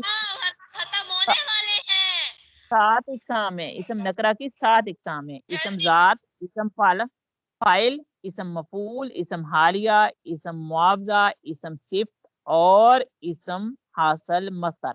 नकरा की 7 इकसाम है। इसम जात, आगे जनाब आपकी उनकी इकसाम बयान की गई है कि इसम जात जो है वो क्या है। इसम जात की आगे 5 इकसाम है। इसम तस्गीर, इसम मुकब्बर, इसम ज़र्फ और इसम सौत। इन सब की मैंने आपको वजाहत कर दी है, मुकब्बर, मुसग़र, ज़हर।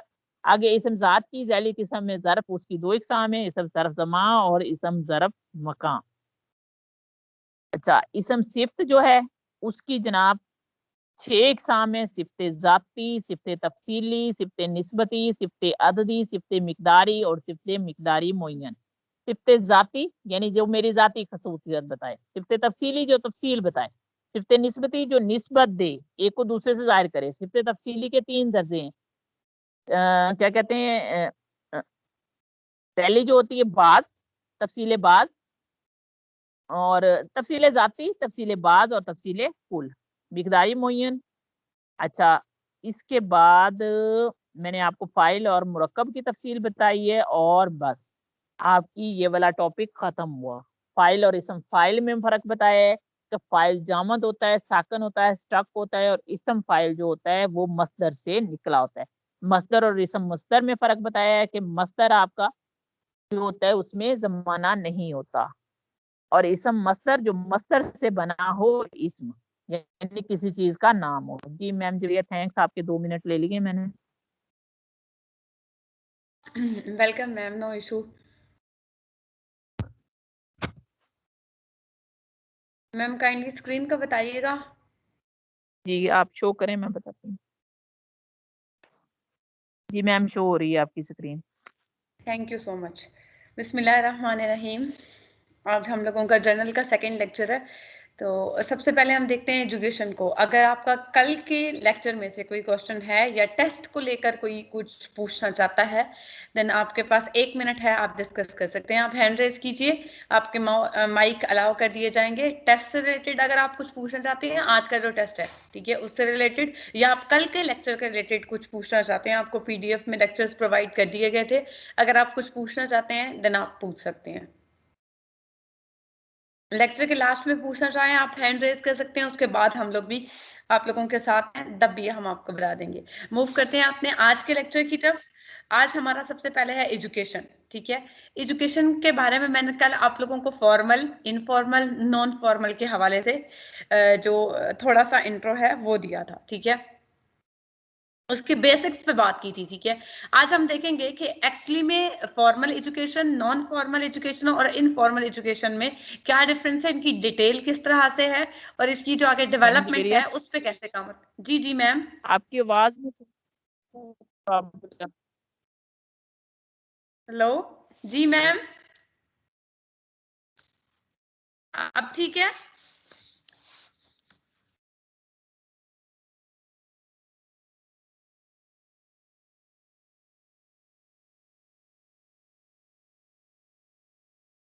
जिनके माइक अलाउ है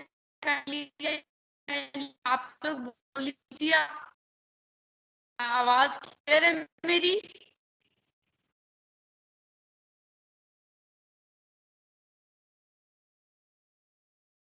नेटवर्क का इशू है तो ये एमन आपका माइक अलाउ किया हुआ है मैम ने, और फाबिया आप दोनों में से कोई बोल ले कि आपको आवाज क्लियर है? जी मैम, जी मैम, मतलब सब ठीक है, क्लियर है पहले मैम। ठीक है थोड़ी सी ठीक थी है खराब थी। ठीक है ठीक है अब ठीक है। फॉर्मल एजुकेशन की तरफ बढ़ते हैं। फॉर्मल एजुकेशन है हमारे पास एक ऐसी एजुकेशन है जब हर माशरा अपनी नई नस्ल की तरबियत के लिए स्कूल, कॉलेजेस, यूनिवर्सिटीज और दूसरे इदारों को कायम करता है, और वहाँ पे वो एक यानी कि उनका एक सिलेबस जो है वो फिक्स होता है, तयशुदा होता है। उसके मकासद यानी कि उनके एम्स होते हैं, उसके ऑब्जेक्टिव्स कि हमारे बच्चों को पढ़ाने के बाद हमारे बच्चे इस काबिल हो जाएंगे। आप लोगों ने देखा होगा जब हम लोग टेक्स्ट बुक ओपन करते हैं तो उसके बिल्कुल चैप्टर के स्टार्ट में उसके ऑब्जेक्टिव्स लिखे होते हैं कि स्टूडेंट्स आर एबल टू, ठीक है, कि हमारे बच्चे इसको पढ़ने के बाद इस काबिल हो जाएंगे, ठीक है, कि उनको हमारे जो एम्स हैं या हमारे जो ऑब्जेक्टिव्स हैं एसएलओ, स्टूडेंट लर्निंग आउटकम्स, ठीक है, जो हमारे आउटकम्स हैं क्या वो हमें मिल जाएंगे या नहीं मिलेंगे, ठीक है। तो ये नसाब या जो भी सिलेबस होता है वो फिक्स होता है, मुकर्रर कर दिया जाता है असातिज़ा को कि मखसूस तरीक़ेकार से उन्होंने पढ़ाना है, और उसके बाद उसका रिजल्ट जो है वो उनको देकर उनको नेक्स्ट लेवल में जो है पास आउट कर दिया जाएगा। ये रस्मी तालीम कहलाती है, ठीक है। तयशुदा तालीमी मकासद यानी कि हमारे ऑब्जेक्टिव्स या एम्स, तालीमी निसाब हमारा सिलेबस, ठीक है। उसके अलावा मखसूस इदारों के जरिए माशरा अपनी आइंदा नस्ल के रुख का मुतयन करता है, यानी कि उनको प्रमोट करता है, उनमें डेवलपमेंट जो है करता है, उनकी स्किल्स को पे काम करता है, उनके टैलेंट को निखारता है, उनकी पर्सनैलिटी को ग्रूम करता है, ठीक है। तो ये चीज़ें जो हैं हम स्कूल या कॉलेजेस में स्पोर्ट्स में या अपने फंक्शंस को बहुत अच्छे से परफॉर्मेंस देके भी यूज कर सकते हैं। तो वो हमारी जो तालीम है जो हम एक स्टेशन पे, एक प्लेटफॉर्म पे गुजार रहे हैं या हमें दी जा रही है, वो है रस्मी तालीम यानी कि फॉर्मल एजुकेशन। नेक्स्ट है हमारे पास के नीम सरकारी तालीम, नीम रस्मी तालीम, ठीक है। नॉन फॉर्मल एजुकेशन बाज़ औक़ात मुख्तलिफ असातिज़ा से हम लोग लेते हैं, ठीक है। उसकी तदरीस का जो अमल है वो मुख्तलिफ असातिज़ा से होता है, असातिज़ा की बाकायदा भर्ती का अमल नहीं होता, ठीक है। या ये नहीं होता कि हमें इस क्लास के लिए, इस सिलेबस के लिए, इस सब्जेक्ट के लिए, इस पीरियड के लिए ये असातिज़ा फिक्स कर दिए गए हैं, ये उस्ताद फिक्स कर दिया गया है, ऐसा बिल्कुल नहीं होता, ठीक है।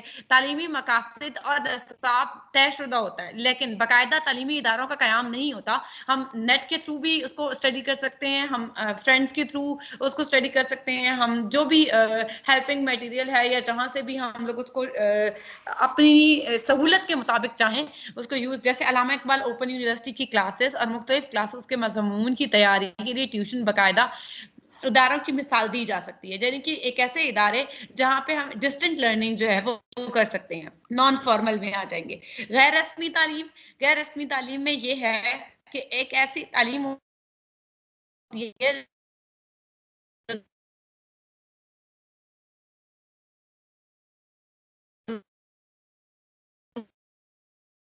से आओ अज़दा से एक अजीब दी जाएगी या वो उस तख्त पे बैठ दिया जाएगा, बादशाह को बना दिया जाएगा, ऐसा बिल्कुल नहीं होता। जैसे वो बादशाहों के एक हुक्मरान के बाद उसका बेटा और उसके बेटे के बाद उसका बेटा, ये जो कॉन्सेप्ट है इसको खत्म किया जाएगा, ठीक है। देखिए काश्तकार का बेटा काश्तकारी सीखने के लिए स्कूल में दाखिल नहीं होता है, बल्कि अपने वालिदैन का हाथ बटाता है।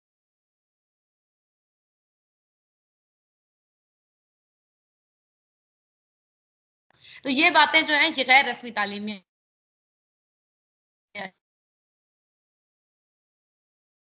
आपके पास नहीं है, कोई फिक्स इंस्टीट्यूट आपके पास नहीं है जहाँ पे आपके असातिज़ा जो हैं आपको दिखाने के लिए खड़े होते हैं हर कदम पे आपके साथ, ऐसा बिल्कुल नहीं होता इनफॉर्मल एजुकेशन में। गली और मोहल्ले में अपने दोस्तों के साथ खेलते हुए जो भी इंसान सीखता है, दैट इज नॉन एज गैर रस्मी तालीम या इनफॉर्मल एजुकेशन, ठीक है। ये तालीम का रस्मी तरीका है।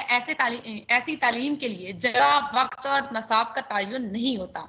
याद रखिए 3 चीजों को उसने कैटेगराइज किया है। ऐसी तालीम इनफॉर्मल एजुकेशन में जहाँ पे आपका प्लेटफॉर्म, आपका वक्त, आपका टाइम, ठीक है, और आपका सिलेबस, आपका कैरिकुलम, आपका निसाब, इसका तायुन नहीं होता। ऐसी तालीम का सबसे बड़ा मरकज घर है, यानी कि आपकी तरबियत, आपके घर का बिहेवियर, आपका रिलेटिव्स के साथ रिलेशन, ठीक है, घर और खानदान के बहुत रस्मो रवाज आदमी खुद ब खुद सीख जाता है, ट्रेडिशंस के हिसाब से, ठीक है, रिवायत के हिसाब से कि हमारे यहाँ ये रिवायत चली हुई आ रही है।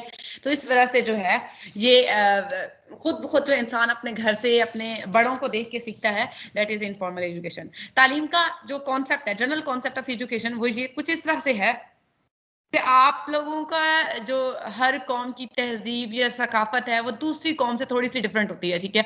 तो इसलिए उनका नजरिया, उनका रहन से, उनकी तहजीब, उनके अकायद, उनके नजरियात, उनकी तहजीब व तमद्दन, ये कि आने वाली जो नस्ल है, उसकी न्यू जनरेशन जो है, वो अपने अकायद, अपने नजरियात, अपने तहजीब और तमद्दन को अपनी नस्ल, आने वाली नस्ल में मुंतकिल कर दे, कन्वर्ट कर दे, ठीक है, या उनमें कर दे, ठीक है। उनको विरासती तौर पर कुछ जैसे तरक्की करने के लिए कुछ दे दिया जाता है उसकी विरासत में, तो इसी तरह से वो जो है उसमें मुंतकिल करना चाहते हैं। फखर इजाफा, मतलब वो ये चाहते हैं कि हमारे न्यू जनरेशन में ये चीजें हमारी तरफ से ही, ये ट्रेडिशंस वगैरह जो भी उनकी तहजीब है, वो कॉन्सेप्ट ऑफ एजुकेशन जो है वो कुछ इस तरह से हो जाता है। अब दुनिया की मुख्तलिफ अकवाम यानी कौमें हैं, मकासद हयात और उनका नजरिया हयात बहुत सी मुख्तलिफ कौमों से मुख्तलिफ है। हर मुआशरा अपनी तहजीब और सकाफत को प्रायोरिटी देता है। वो चाहता है कि उसके तहजीब और सकाफत को प्रायोरिटी दी जाए, उसको समझा जाए, उसको वैल्यूज दी जाए, ठीक है। इसी तरह से हर कौम का निज़ाम तालीम दूसरी कौम से डिफरेंट है, ठीक है। यानी कि अब उन पे डिपेंड करता है कि वो किस एरिया में रह रहे हैं, कौन से कॉन्सेप्ट को प्रेफर करना चाह रहे हैं, किस चीज को प्रायोरिटी देना चाह रही हैं, कौन सी चीजें वैल्यूएबल हैं उनके लिए। तो ये चीजें यहाँ पे इस्लाम कॉन्सेप्ट ऑफ एजुकेशन में कुछ इस तरह से है कि हमारा जो जुदागाना एक निज़ाम है, अलग नजरिया है, तालीमी नजरिया भी हमारा बहुत डिफरेंट है। हमारे यहाँ जो है वो उर्दू को कौमी जबान जो है वो समझा जाता है, उर्दू को ज्यादा प्रेफरेंस दी जाती है, ठीक है। तो इंग्लिश को इंटरनेशनल लैंग्वेज जो है वो कंसीडर किया जाता है। इसी तरह से इस कौम का नजरिया हयात आइडियोलॉजी कहलाता है, आइडियल चीजें, ठीक है। लेकिन अपने लिए कुछ आइडियल, किसी को आइडियल मान लेता है। बहुत से स्टूडेंट्स होते हैं जो अपने टीचर्स को आइडियल मानते हैं, बहुत से स्टूडेंट्स हैं जो अपने पेरेंट्स को आइडियल या हयात जो है वो डिपेंड कर रहा होता है, ठीक है। उनको समझना, हम ये चाहते हैं इस्लामिक पॉइंट ऑफ व्यू कुछ इस तरह से है कि हम अल्लाह ताला के बाद हुजूर अकरम सल्लल्लाहु अलैहि वसल्लम की पैरवी करें, हजरत आदम से लेकर आज तक जो भी औलिया कराम या फरिश्ते हैं उनके अहकामात को माने। दूसरा, इल्म से इल्म हिदायत की सूरत में अता किया गया था, ठीक है। जिस तरह से हम चाहते हैं कि इंसान, इसी तरह पहला इंसान बराह रास्त अल्लाह ताला से हिदायत लेकर दुनिया में आया था, ठीक है। अशरफुल मखलूकात का जो लक़ब है वो सिर्फ इसी वजह से दिया गया है, शऊर की वजह से, इंसान के माइंड या ब्रेन की वजह से दिया गया है। वरना तो किसी भी मखलूक को अशरफुल मखलूकात कहा जा सकता था।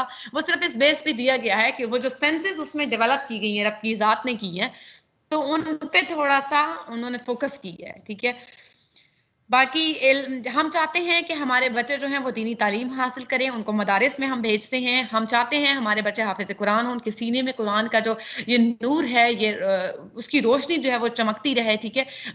इल्म हम चाहते हैं हदीस से वो थोड़ा सा रिलेट हों, उनका जो कॉन्सेप्ट है वो हदीस पे हो।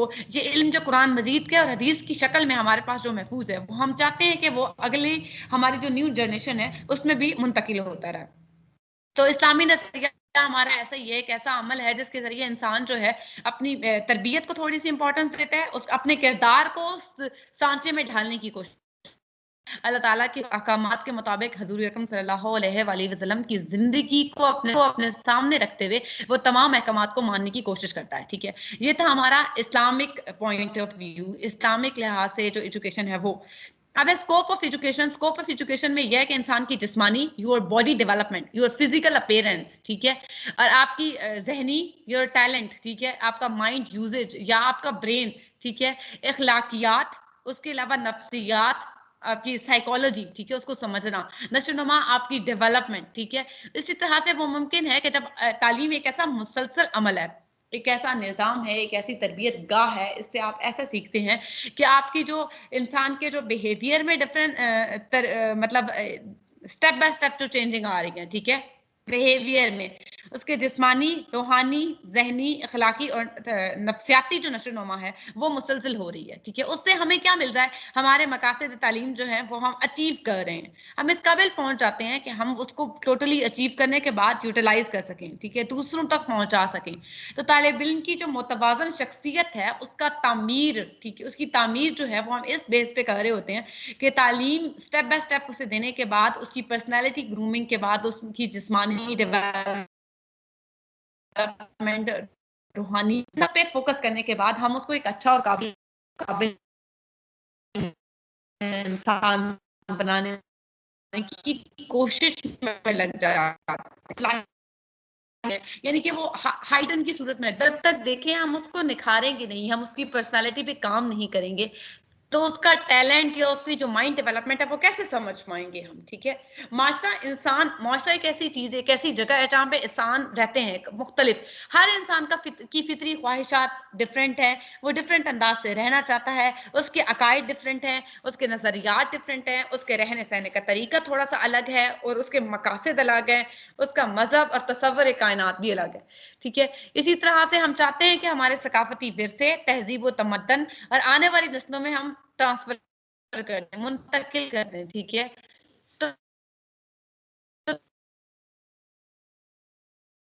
तो तारीफ की एक फराद की तरबियत जो है उसको डेवलप करता है, वो चाहता है कि उसके बच्चे जो है कॉन्सेप्ट है हम देखें, और हमारे जो इस्लामिक पॉइंट ऑफ व्यू है, निसाब है, उसका करिकुलम है, और उसको मद्देनजर रखते हुए देन है हमारे पास functions of education. Function of education में हमारे पास है सबसे पहले कि उसकी जो ट्रांसफर है, कल्चर, सकाफती विरसे का तहफ़्फ़ुज़ और मुंतकिली। सबसे पहली बात तो ये है कि हम लोगों ने मद्देनजर रखनी है हमारा नजरिया हयात, हमारा रहन सहन, उसके तरीके, हमारा अदब, तहजीब, तमीज, ठीक है, ये जो चीजें हैं, फन तामीर, सोच का अंदाज, लिबास, उठना बैठना, मेल जोल के आदाब, तरीके, मिलकर सकाफत और तहजीबी विरसा कहलाते हैं। ये तमाम चीजें जो हैं इसका मुंतकिल करना दूसरी जनरेशन में अपने बुजुर्गों से वो सीखते हैं, ये चीज जो है सकाफती विरसे में आ जाती है। देखिए, एक आदत जो आपके घर की रिवायत चली आ रही है वो आपके बड़ों से और उनके बड़ों से फिर उनके बड़ों से ही चली आ रही है ना। दुनिया के तमाम मज़ाहिब के मुआशरे अपने आबाओ अजदाद के विरसे को जो है सामने रखते हैं, ज़ाहिर है उनको प्रायोरिटी देते हैं, वो चाहते हैं कि हमारे आबाओ अजदाद की जो रवायात हैं, उनको जो विरसा है उसको प्रायोरिटी दी जाए, उसको वैल्यू दी जाए, तो वो इसी तरह से नेक्स्ट जनरेशन उसे जो है डेवलप करना चाहते हैं। नेक्स्ट है ह्यूमन डेवलपमेंट एंड ग्रोथ, ठीक है। सबसे पहले हमारे पास स्टेजेस में सबसे पहले हमारे पास बच्चा एक पैदा जो न्यू बॉर्न बेबी है, शीर ख्वारगी की जो उसकी उम्र है, उसके अलावा उसकी बचपन है, बचपन के बाद उसकी टीनेजर्स है, टीनेजर्स के बाद उसकी जवानी है, जवानी के बाद उसका बुढ़ापा है, बुढ़ापे के बाद जो ये सारा लड़कपन, ये जो स्टेजेस हैं इनकी डेवलपमेंट के बारे में अब हमने देखना है। बच्चे में मुख्तलिफ तब्दीलियां आती हैं, फितरी, कुदरती, माहौल के असरात से होती हैं। बेहतरीन दरसगाह माँ की गोद है, वहां से वो सीखता है। फितरी और कुदरती तब्दीलियों में उम्र के बढ़ने के साथ साथ उसका कद बढ़ जाता है, वजन बढ़ जाता है, और उसकी बॉडी डेवलपमेंट होने लगती है, उसके चेहरे के खतो खाल थोड़े से डिफरेंट होने लग जाते हैं, उसकी आवाज में तब्दीली, बालिग हो जाना थोड़ा सा, और जैसे लड़कों के लिए है कि उनकी दाढ़ी या फेस भी आ जाना, कुछ इस तरह से। बोल चाल का अंदाज, जैसे जैसे हम बड़े होते जाते हैं हमारी बोल चाल में शाइस्तगी, मालूमात में इजाफा, दिलचस्पियों का तब्दील होना, कुछ इस तरह की ज़ाहिरी तब्दीलियां हमारे जिस्म के साथ साथ हमारे रवैये में भी आती हैं, जो कि नशो नुमा कहलाती हैं, ठीक है।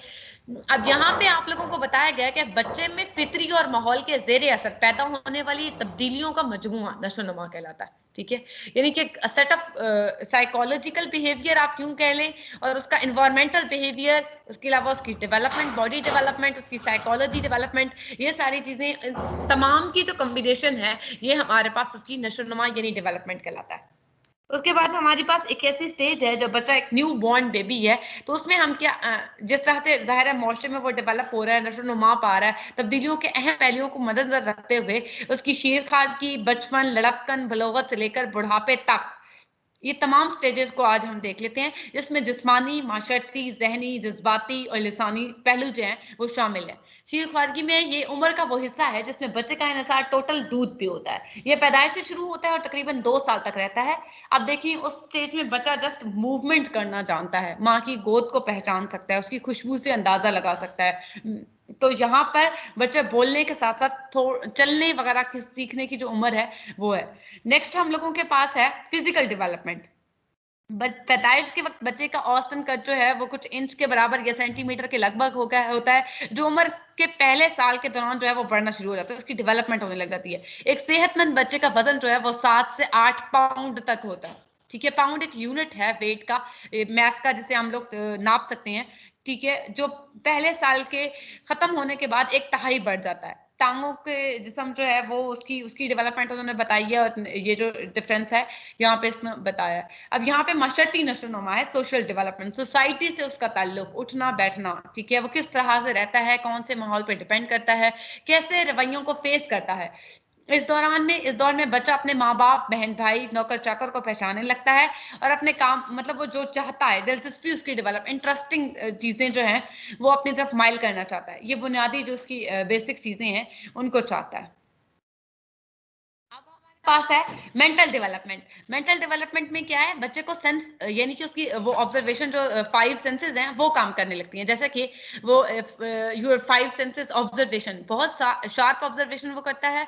वो जानने लगता है कि जो है ये चीज अगर मैंने इसको हाथ लगाया तो ये गर्म है, सख्त है, नरम है, खाना चाहिए, नहीं खाना चाहिए, इसका टेस्ट कैसा है, ये चीजों में तमीज करने लगता है। ठीक है, उसके बाद हमारे पास है इमोशनल डेवलपमेंट। इस दौर में वो भूख की कैफियत को समझने लगता है, अगर रोना चाहता है हाथ पांव मारने लगता है, इस तरह के जज्बात, रूठ जाना, मनाना, प्यार से बात करना, जिद करके अपनी बात मनवाना, कुछ इस तरह की कंडीशंस होती हैं। ठीक है, अब हमारे पास है लिंग्विस्टिक डेवलपमेंट। इसमें हमारे पास बच्चा जो है वो सुनी हुई आवाजों को दोहराने लगता है, जैसे कि कुछ टूटे फूटे अल्फाज बोलने लगता है, बेमायनी मुहमिल आवाजें निकालता है जिसकी बात की समझ नहीं आती है। ठीक है, तो वो 15 से 18वें महीने के दौरान तन्हा चलने के साथ साथ सादा जुमलों को भी अदा करने लगता है। नेक्स्ट हमारे पास है अर्ली चाइल्डहुड, बचपन। ठीक है, तो अर्ली चाइल्डहुड में 6 साल तक का अरसा है, और इस दौरान में वो कुछ जो है पहलुओं को मद्देनजर रखते हुए उसकी डेवलपमेंट जो है वो हो रही होती है। जैसे कि अर्ली चाइल्डहुड है, तो चाइल्डहुड में अब हमारे पास फिजिकल डेवलपमेंट है और सोशल है।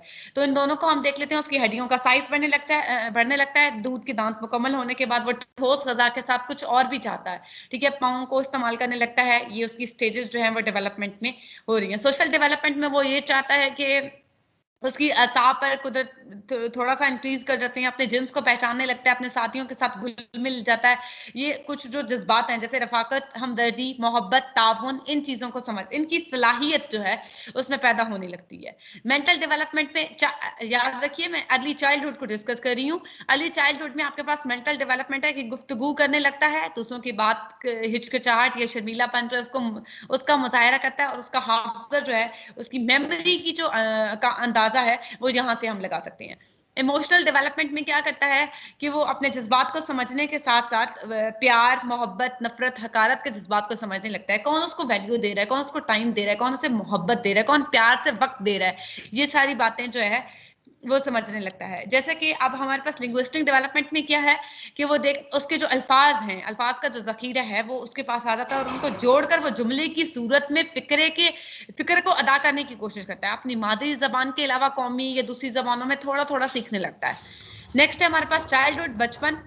इसी तरह से इसकी फिजिकल डेवलपमेंट है। यहाँ से वो 6 साल की उम्र से बोलना शुरू करता है और 12 साल तक ये अमल जारी रहता है।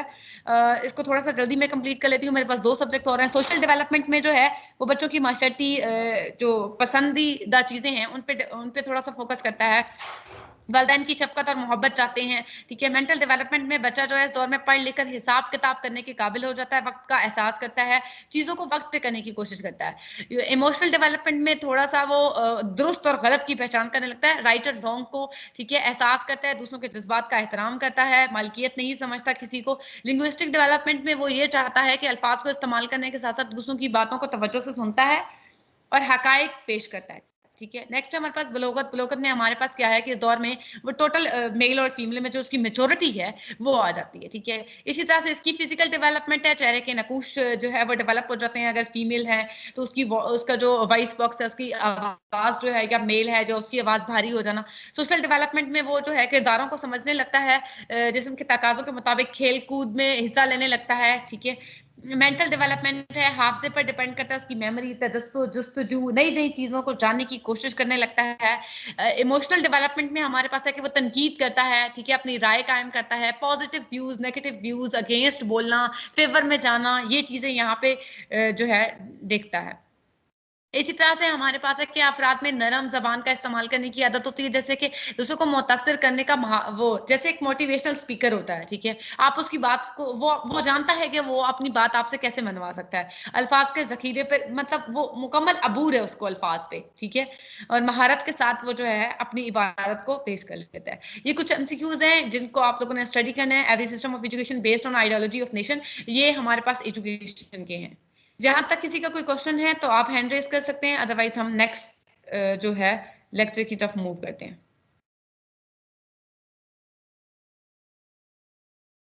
इस्लामिक स्टडीज के कुछ एमसीक्यूज हैं हमारे पास, और उसके अलावा इस्लामिक स्टडीज को सबसे पहले देख लेते हैं। हमारे पास इस्लामिक स्टडीज में है अरकान इस्लाम का लेक्चर आज, ठीक है।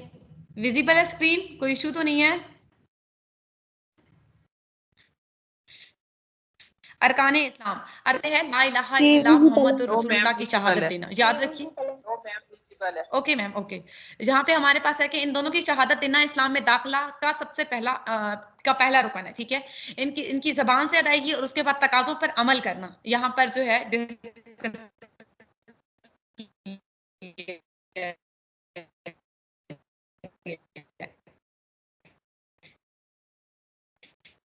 और जहाँ पे है जबान से अदा कर देना, मायने जाने बगैर उसके तकाज़ों को पूरा करना, ये डिपेंड करता है आप कि आप उसको मानते हैं या नहीं मानते। ला इलाहा के मायने है कि अल्लाह ताला की जो ज़ात है उसके सिवा कोई माबूद बरहक नहीं है, ना ही हो सकता है। इस कलमे के दो रुकन है, पहला और दूसरा, जिसकी डिटेल उसने थोड़ी सी आपको बताने की कोशिश की है कि फर्स्ट पार्ट में उसने क्या बताया है, सेकंड में जैसे फर्स्ट पार्ट में वो बताना चाहता है कि ला इलाहा इल्लल्लाह कि रब की ज़ात के अलावा कोई और ज़ात ऐसी नहीं है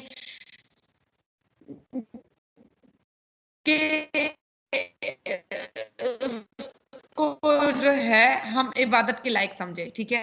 सेकंड में उसने ये इंसान खा वो इंसान है, पत्थर है, दरख्त है, ख्वाहिश हो या जिस तरह का भी वो कलमा तौहीद अदा करेगा, यानी कि उसकी अदायगी अपने मुसलमान होने का सबूत, दिल से ईमान लाने का सबूत है, ठीक है। याद रखिए यहाँ पे एक बहुत इंपॉर्टेंट बात मैं आपसे शेयर करती चलूं, शिर्क की बात की गई है। जैसे उन्होंने बताया कि रब की जात के अलावा कोई और जात ऐसी नहीं है जिसके आगे हम सर झुकाएं या इबादत करने के उसको काबिल समझे। शिर्क एक ऐसा गुनाह है जो कभी माफ नहीं हो सकता, ठीक है। इसकी कोई माफी नहीं है, इसका कोई अल्टरनेटिव नहीं है, इसको कोई आप रिप्लेस नहीं कर सकते हैं, इसकी कफालत नहीं कर सकते हैं, इसको आप दोबारा से अदा नहीं कर सकते हैं। तो इसके अलावा शिर्क जो है इसकी कोई माफी नहीं होती है। सेकंड उसने बताया है हम लोगों को कि व इलाहुकुम इलाहुम वाहिदुन ला इलाहा इल्लल्लाह हुर्रहमान रहीम। जहाँ पे तर्जुमा उसने बताया सूरत बकरा की आयत है, और तुम सबके का महबूद जो है यानी कि अल्लाह ताला की जात एक ही है, उसके अलावा कोई महबूद बरहक नहीं, वो रहम करने वाला और मेहरबान है। नेक्स्ट आयत में है कि ला इक्राहा फिद्दीन कद तबय्यना रुश्दु मिनल गय्यि फमन यकफुर बित्तागूत व युमिन बिल्लाहि फक़द इस्तमसका बिल उर्वतिल वुस्का लन फिसामा लाहा वल्लाहु समीउन अलीम। दीन के बारे में कोई जबरदस्ती नहीं, मोस्ट इंपॉर्टेंट बात है यहाँ पे, दीन के बारे में कोई जबरदस्ती नहीं, बिकॉज आयत का तर्जुमा है, आप इसको चेंज नहीं कर सकते हैं, लफ्ज ब लफ्ज इसको लिखना है। तहकीक हिदायत के मुताबिक से रोशन हो चुकी है, इसलिए जो शख्स का इनकार करेगा, अल्लाह ताला पर ईमान लाए और उस पर मजबूत करने से उसको मजबूती से थाम ले, तो वो कभी ना टूटेगा। और अल्लाह ताला सुनने वाली जात है, जानने वाली जात है, ठीक है। यहाँ पर ला इलाहा का वो मतलब बताता है कि हकीकी महमूद है, उसके अलावा राजिक है, कुदरत रखने वाला है, इंसान जो है इस पर अमल करता है। तो इसलिए ये ईमान जो है ये कोई मजाक नहीं है कि आप दिल से तस्लीम कर लेने के बाद अपनी कोई भी आप लोग कोई भी काम करेंगे जो इस्लाम से आपको दायरा इस्लाम से आपको खारिज कर देगा। तो बहुत ही इंपॉर्टेंट है कि आप इस्लाम को बहुत सीरियस लें, बिकॉज छोटी छोटी मामूली बातें होती हैं जिनका हमें इल्म नहीं होता और हम वो बोल जाते हैं, जिसकी वजह से हम लोग दायरा इस्लाम से बिल्कुल आउट हो जाते हैं। करते हैं। नेक्स्ट है कलमा तौहीद की शर्तें। कुछ इस तरह की शर्तें हैं, यानी जो शक के मनाफी, यानी कि अगर मुनाफकत है दिल में या वो नहीं करना चाहते हैं तो उसको कबूल करने की या ईमान पर ये बात कहने की हमें कोई इजाजत नहीं कि हम इसको मानते हैं। इस्लाम अहकामात की पाबंदी करेगा, जबान से जो बात है उसको कबूल करेगा। खबरों की तस्दीक के पर, यानी कि कोई ऐसी खबर जो कोई भी कह देगा और वो बगैर तस्दीक किए उसको मान लेगा, ऐसा नहीं होना चाहिए। ये उसने कुछ शर्तें बताई हैं तौहीद की, ठीक है, कि अताअत जो वो छोड़ देने के बाद उसके दिल में जो है मुनाफकत का जो इनके जाहिर और बातिन के जो है उसके अंदर जो है वो जो बाहर है उसको मानना, सच को मानना, झुटलाने की हिम्मत ना करना। जबान से शहादत देने के बाद उसका दिल से उसके मायने जो है समझ लेना। और उसके बाद इखलास जो शिर्क के मुनाफी है, यानी कि बंदा अमल की नीयत को हर तरह के शिर्क से पाक रखे, जिसको मैंने पहले ही डिफाइन कर दिया कि शिर्क एक ऐसी चीज है, एक ऐसा गुनाह है जो किसी सूरत माफ नहीं किया जा सकता। नेक्स्ट हमारे पास भी आयत है जिन्हें उन्हें उसके सिवा कोई हुक्म नहीं दिया गया कि सिर्फ अल्लाह ताला की इबादत करें और अपने दीन को खालिस रखें, ठीक है। यहाँ पे कुछ डिस्कशन की गई है दीन के हवाले से। नेक्स्ट है आप लोगों के पास मोहम्मद रसूलुल्लाह की गवाही देना, यानी कि हमारे नबी अकरम सल्लल्लाहु अलैहि वसल्लम की जात जो है वो एक ही है, उसके बाद ना कोई है, ना कोई पैगंबर, ना ही है और ना ही आएगा। उसकी रिसालत की शहादत का मतलब जो है जिन बातों का आपने हुक्म दिया उन्हें बजा लाना, जिन बातों की खबर दी उन्हें सच मानना, जिन बातों से रोका गया उनसे बचना, आपकी बताई हुई शरीयत के मुताबिक अल्लाह ताला की इबादत करना, रसूल अकरम सल्लल्लाहु अलैहि वसल्लम अल्लाह ताला के रसूल हैं इस बात की गवाही देना, ईमान और यकीन कामिल से अदा हो गई, मतलब उस दोनों बातों को मद्देनजर रखते हुए आपने इस बात को काबिल कबूल समझना है। दूसरा रुकन है हमारे पास नमाज।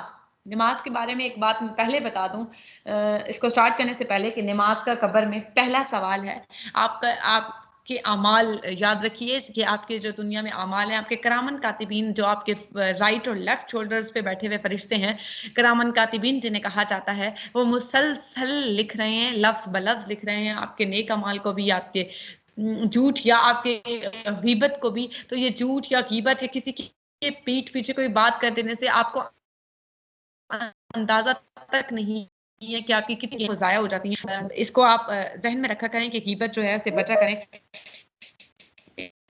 कैसी लिखी हैं वो ऐसे जाती हैं जैसे जो है ना आपके वो दफ की टहनी हिलाने से उसके पत्ते अगर झड़ जाएं तो आपकी गीबत करने से जो नेकी हैं वो इस तरह से मिट जाती हैं। नमाज जो है वो इस्लाम का जो है वो दूसरा रुकन है। 7 साल की उम्र में पढ़ाने का हुक्म है। 7 साल से पहले आप बच्चे को आदी करना शुरू करें। अगर वो 7 साल की उम्र में पढ़ाने के बाद आपकी बात ना माने तो 10 साल की उम्र में उसे मार के पढ़ाने का हुक्म है। यानी नमाज एक ऐसा रुकन है कि इसके बारे में कोई माफी है ही नहीं। अगर आप नमाज, क्योंकि फर्ज इबादत है, फर्ज का मतलब है लाजिम, और लाजिम यानी कि हर कंडीशन में आपको अदा करनी है। फर्ज जो है वो ना तो आप इसको कजा कर सकते हैं, कजा की सजा होती है, ठीक है।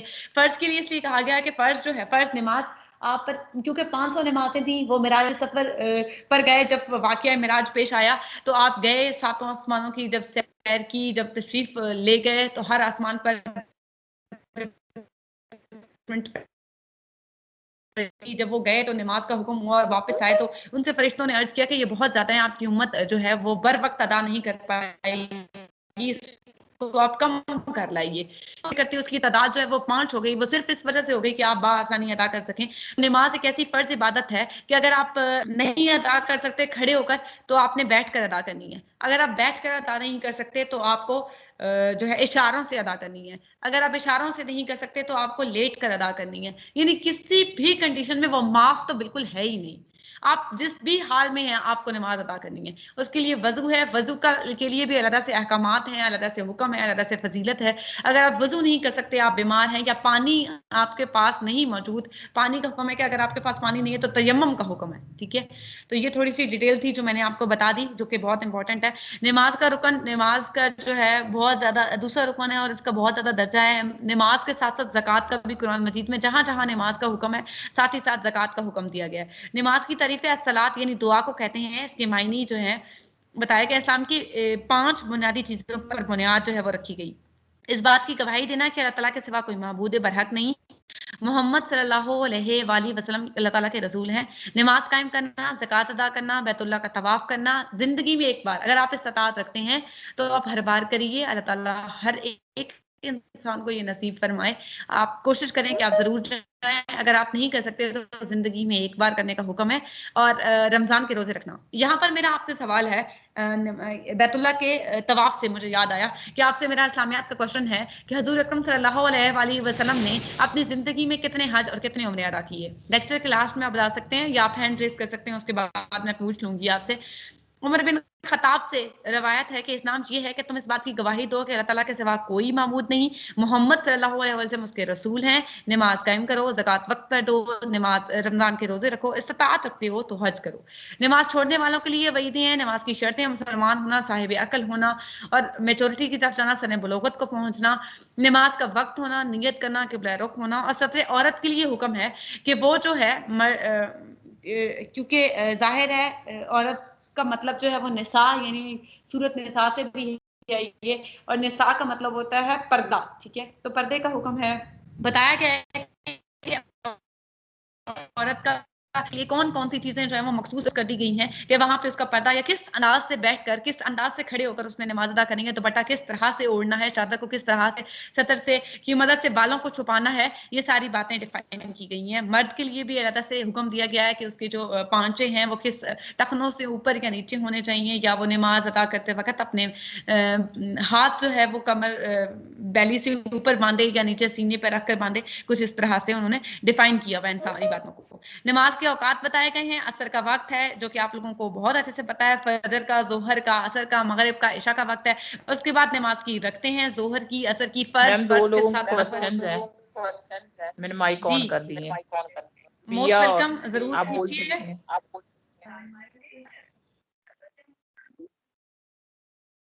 जी पूछिए, क्या कहना चाह रहे हैं। अस्सलाम वालेकुम मैम, मैंने ये बताना था कि क्लास में मैं दोबारा आ गई हूँ, मेरी क्लास का मसला हो रहा था ना, मैं उसमें आ नहीं रही थी, इसलिए वही बताना था। Thank you sir.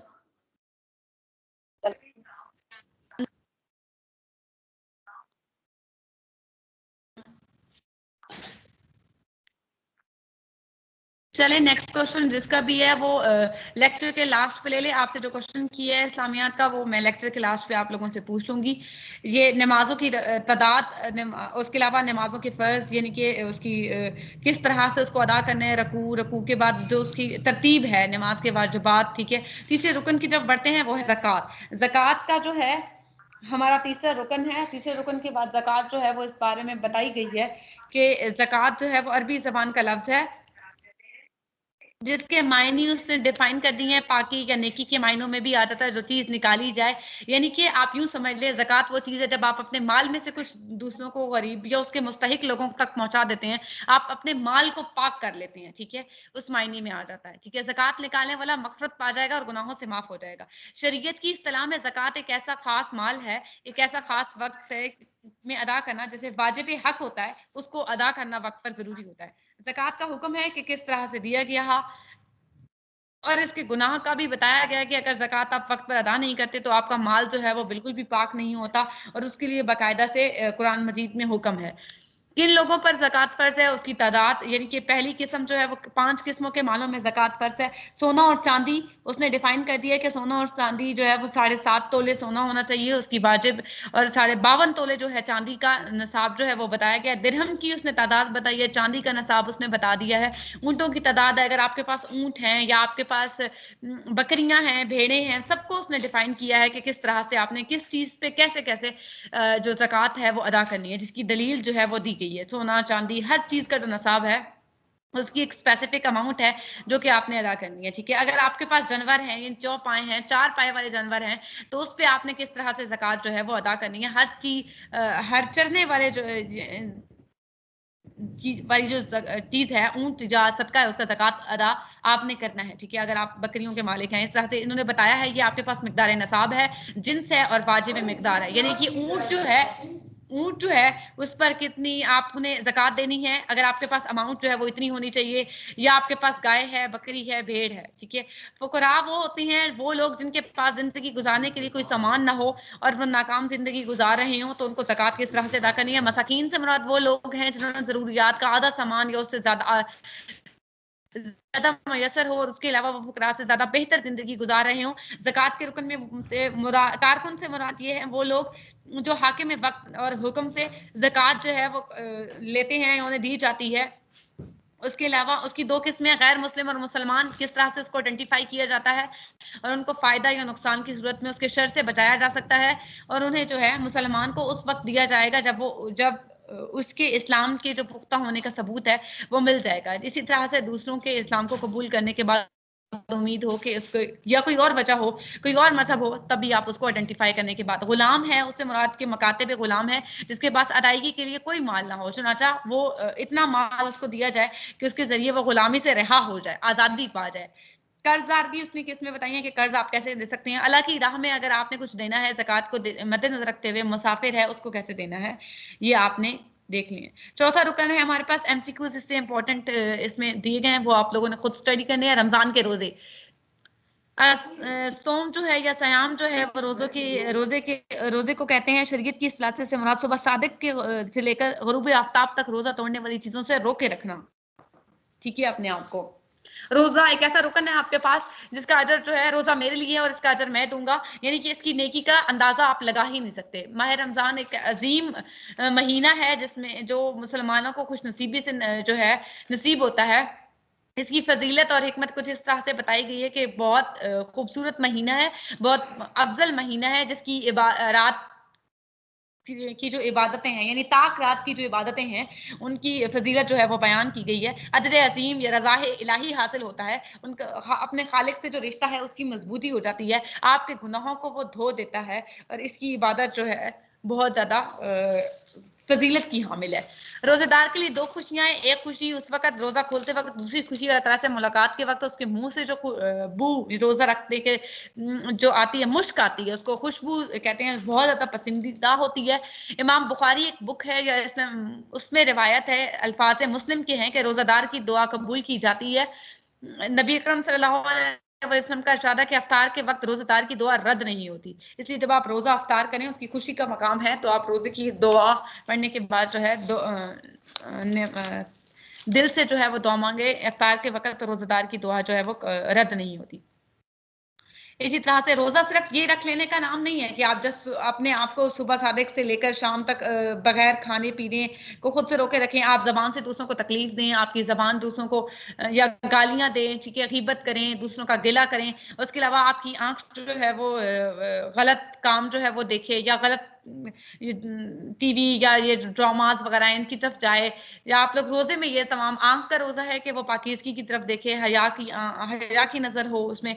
इसी तरह से हाथ के लिए हुक्म है कि हाथ जो उसके शर से दूसरे महफूज रहें, उनको तकलीफ ना हो कि किसी को आप मारे नहीं। इस तरह से हमारी हर एक अज़ा का जो रोजा है उसको पूरा करना हम पर फर्ज होता था जब हम रोजा रखते हैं, बजाय इसके कि हम सारा दिन जो है वो अपने आप को भूखा प्यासा रखें और जो है अपने अहकामात को पूरा ना करें, अपने हकूक को पूरा ना करें, हकूक अल्लाह को पूरा ना करें, तो उस रोजे का कोई फायदा नहीं है। अहकाम आम है कि चांद देखकर रमजान का रोजा जो है रखना फर्ज हो जाता है। तुम में से जो शख्स इस महीने को पाए उसके रोजे जरूर रखे। पांचवा रुकन है हमारे पास हज का। अरबी में हज के मायने इरादा करना। कहा जाता है कि जहां हम जाना चाहते हैं, इरादा करना चाहते हैं, वो इरादा जो है कर लेना हज कहलाता है। फलां शख्स से हम मिलना चाहते हैं, हम उसके पास जाना चाहते हैं, या वो शख्स हमसे मिलने के लिए आया, शरीयत में या इस्लाम में उसका हुक्म अरबी जबान में हज के मायने इरादा करने के हैं। ठीक है, चंद शर्तों पे एक खास वक्त है जहाँ पे चंद शर्तों के मुताबिक इबादत को अदा किया जाता है। बहुत इंपॉर्टेंट रुकन है जिसके बगैर आपका हज जो है वो कंप्लीट नहीं होता। इनके अहकामात को देख लेते हैं कि इसके कौन कौन से अहकामात हैं। इस्लाम की बुनियादी जो बुनियाद 5 बातों पर रखी गई है, ला इलाहा इल्लल्लाह की गवाही, रसूल अकरम सल्लल्लाहु अलैहि वसल्लम की नमाज की, ज़कात की, रमज़ान के रोज़े और बैतुल्लाह के हज की। इसी तरह से हमारे दुनियावी और अखरवी फ़ायदे भी उसमें हैं, आखिरत की जो फ़ायदे हैं वो भी उसमें हैं। जैसे कि सफ़ा और मरवा के दरमियान साआ करना, काबा के इर्द गिर्द तवाफ़ करना, ठीक है, मना के मकाम पर, मुज़ल्फ़ा के मकाम पर, अरफात में जो है वो खड़े होकर कंकरियाँ मारना, तो मना के मकाम पर रात गुजारना, कुर्बानी करना, सर के बाल मुंडवाना, अल्लाह ताला की कुर्बा हासिल करने के लिए तमाम चीज़ें ज़रूरी हैं। उसके सामने आजिज़ी से पेश होना, हज की ज़रूरी रिवायात हैं। हर अबू हुरैरा रज़ियल्लाहु अन्हु से रिवायत है कि फरमाते हैं मैंने रसूल अकरम सल्लल्लाहु अलैहि वसल्लम को फरमाते सुना जिसने इस तरह से इसका घर का हज किया इसमें से कोई जो है कोई ऐसी गुनाह उससे ना हुआ हो, कोई ऐसी गीबत उससे ना हुई हो कि अपने गुनाहों से इस तरह से पाक साफ लौटे जैसे कि वो अपनी माँ के पेट से अभी जन्मा हो, यानी कि पैदा हुआ हो। हज के अरकान है एहराम व अरफात के मकाम पर रुकना, तवाफ ज़ियारत करना, सफ़ा और मरवा के दरमियान सआ करना, ठीक है, रातें मना में गुजारना, और ये जो रमी करना यानी कि शैतान को कंकर मारना, सर के बाल मंडवाना, ठीक है, तवाफ करना या अलविदाई तवाफ करना, ये वाजिबात हो जाते हैं। ये था हमारे पास इस्लामियात। कोई कुछ पूछना चाहता है या हम कंप्यूटर के लेक्चर की तरफ मूव ऑन करते हैं? जी, अगर if you have any question then you can ask.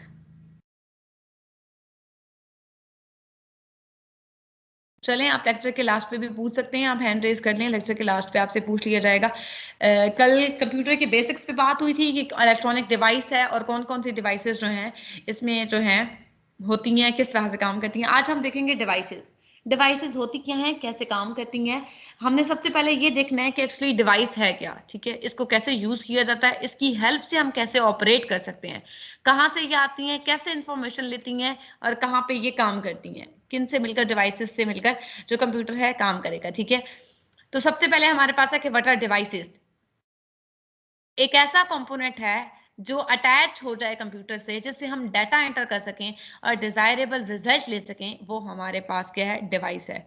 Device से मुराद एक ऐसा आला है जिसकी मदद से हम कंप्यूटर को चला सकें, अपनी ख्वाहिशात के मुताबिक रिजल्ट ले सकें आउटपुट डिवाइसेस के थ्रू, वो हमारे लिए डिवाइसेस यानी कि आलात कहलाते हैं। फॉर एग्जाम्पल हमारे पास कंप्यूटर में जो आलात या डिवाइसेस हैं, मॉनिटर की टाइप्स हैं, ठीक है, कीबोर्ड जो कि आपको डिटेल से बताई जाएंगी, कीबोर्ड, माउस, प्रिंटर ईटीसी, ठीक है, ये हमारे पास डिवाइसेस हैं। टाइप्स ऑफ डिवाइसेस में हमारे पास है इनपुट और आउटपुट डिवाइसेस। इनपुट डिवाइसेस में हमारे पास है, हम सबसे पहले इनपुट को देख लेते हैं। इनपुट मीन इनपुट डिवाइसेस से मुराद है it is an electromechanical device, ठीक है, electromechanical device that can use to enter the data and instruction to the computer. सबसे पहले एक बात को आप जहन में रख लें, इनपुट से मुराद हम लोग कोई चीज दे रहे हैं या ले रहे हैं, ठीक है, इनपुट दे रहे हैं, कुछ भी पुट कर रहे हैं, लिख रहे हैं, दे रहे हैं, समझा रहे हैं, इंस्ट्रक्शंस दे रहे हैं, ठीक है। तो एक ऐसी डिवाइस जिसके जरिए से हम इंस्ट्रक्शंस को दे रहे होते हैं और हमें हमारे जो हम चाहते हैं उसके मुताबिक रिजल्ट जो है वो हम एलईडी पे देख रहे होते हैं, that is known as input devices, ठीक है, जिनकी मदद से हम डाटा एंटर कर सकते हैं। इनपुट डिवाइसेस, इनपुट डिवाइसेस में सबसे पहले हमारे पास पॉइंटिंग डिवाइस यानी कि इशारा करना, पॉइंट आउट करना, कीबोर्ड, ऑप्टिकल इनपुट डिवाइसेस, ठीक है, जैसे कि वो ऑप्टिक्स की मदद से जिसको यूज किया जाता है, या हमारे पास ये स्कैनर टाइप जो है ये भी ऑप्टिक्स में आ जाता है, कैमरा जो है ये ऑप्टिक्स में आ जाता है, ऑडियो इनपुट डिवाइसेस और वीडियो इनपुट डिवाइसेस, ठीक है। सबसे पहले हम देखते हैं कि what are pointing devices. Pointing devices क्या है? पॉइंटिंग डिवाइसेस ऐसी होती हैं फॉर एग्जांपल जिन्हें हम पॉइंटिंग टूल्स की मदद से चलाते हैं, ठीक है। पॉइंटिंग टूल्स की मदद से यानी कि हमारे पास फॉर एग्जांपल माउस है, हम उसकी क्लिक या कर्सर पर जो हमारा क्लिक होता है वो हमारे पास कर्सर जो हम लोग अपनी स्क्रीन पर मूव कर रहे हैं, जैसे मेरे सामने आप देख सकते हैं ये मेरा पॉइंटिंग डिवाइस पर एक पॉइंट है, कर्सर है, ठीक है। तो उसने यही बात बताई है कि the mouse cursor in a computer program move हो रहा है, that is known as pointing device, point out करना, ठीक है, with the help of pointing tools. Types of pointing devices, अब पॉइंटिंग डिवाइसेस जो हैं उनकी टाइप्स क्या हैं? माउस, जॉयस्टिक, टच पैड और लाइट पेन। सबसे पहले हमारे पास है माउस। माउस को हमने देखना है कि इसको कौन से साइंटिस्ट ने जो है इजाद किया था 1960s में, ठीक है। इन्वेंट कब हुआ था ये? Mouse can be use to control and manipulate the cursor, ठीक है। ये जो कर्सर हमारी मॉनिटर पर मूवमेंट ऑफ जो एलईडी पर स्क्रीन पर मूवमेंट ऑफ कर्सर है उसको कंट्रोल करना माउस का काम है, ठीक है। टाइप्स ऑफ माउस में हमारे पास मैकेनिकल माउस है, ऑप्टिकल माउस है और वायरलेस माउस है।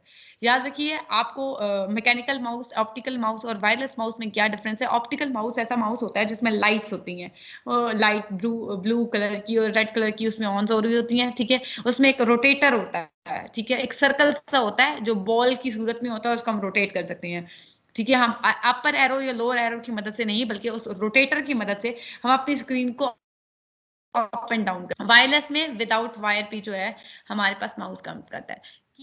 कीबोर्ड जो है हमारे पास देखना है कि किस तरह से इन्वेंट हुआ, इसकी कितनी टाइप्स हैं। कीबोर्ड जो है एक ह्यूमन इंटरफेस डिवाइस है, ठीक है, जहां पर वो रिप्रेजेंट कर रहा होता है लेआउट को, बटन्स को, कीबोर्ड्स को।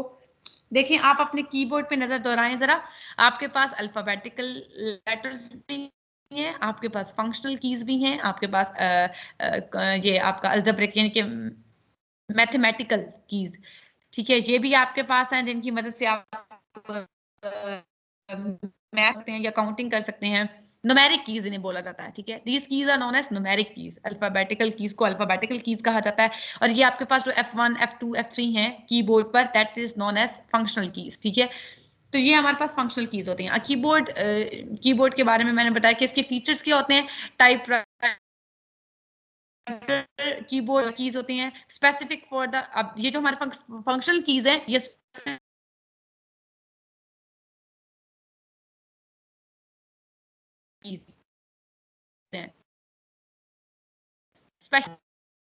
सकते हैं। नेक्स्ट है हमारे पास optical device. Optical device that input के जरिए, ऑप्टिकल डिवाइस से मुराद है लाइट से रिलेटेड कोई चीज हो, आप समझ लें कोई उसमें लाइट ऑन है या लाइट के थ्रू स्कैनिंग जो है उसकी लाइट को कैप्चर किया जा रहा है, लेजर को गुजारा जा रहा है, that device is known as optic, ठीक है। ऑप्टिकल लाइट से रिलेटेड होनी चाहिए, ठीक है। उसकी एक्यूरेसी को डिक्रीज करना है, इंक्रीज करना है। आप देखें स्कैनर जो आपके पास होता है, तो स्कैनर में आप कोई चीज रखे, उसको जूम करके आप उसको बड़ा करके देख सकते हैं, उसकी लेंस को फिक्स करते हैं, फिर फोकस करने के बाद आप उसको इंक्रीज कर सकते हैं उसकी एक्यूरेसी को, ठीक है।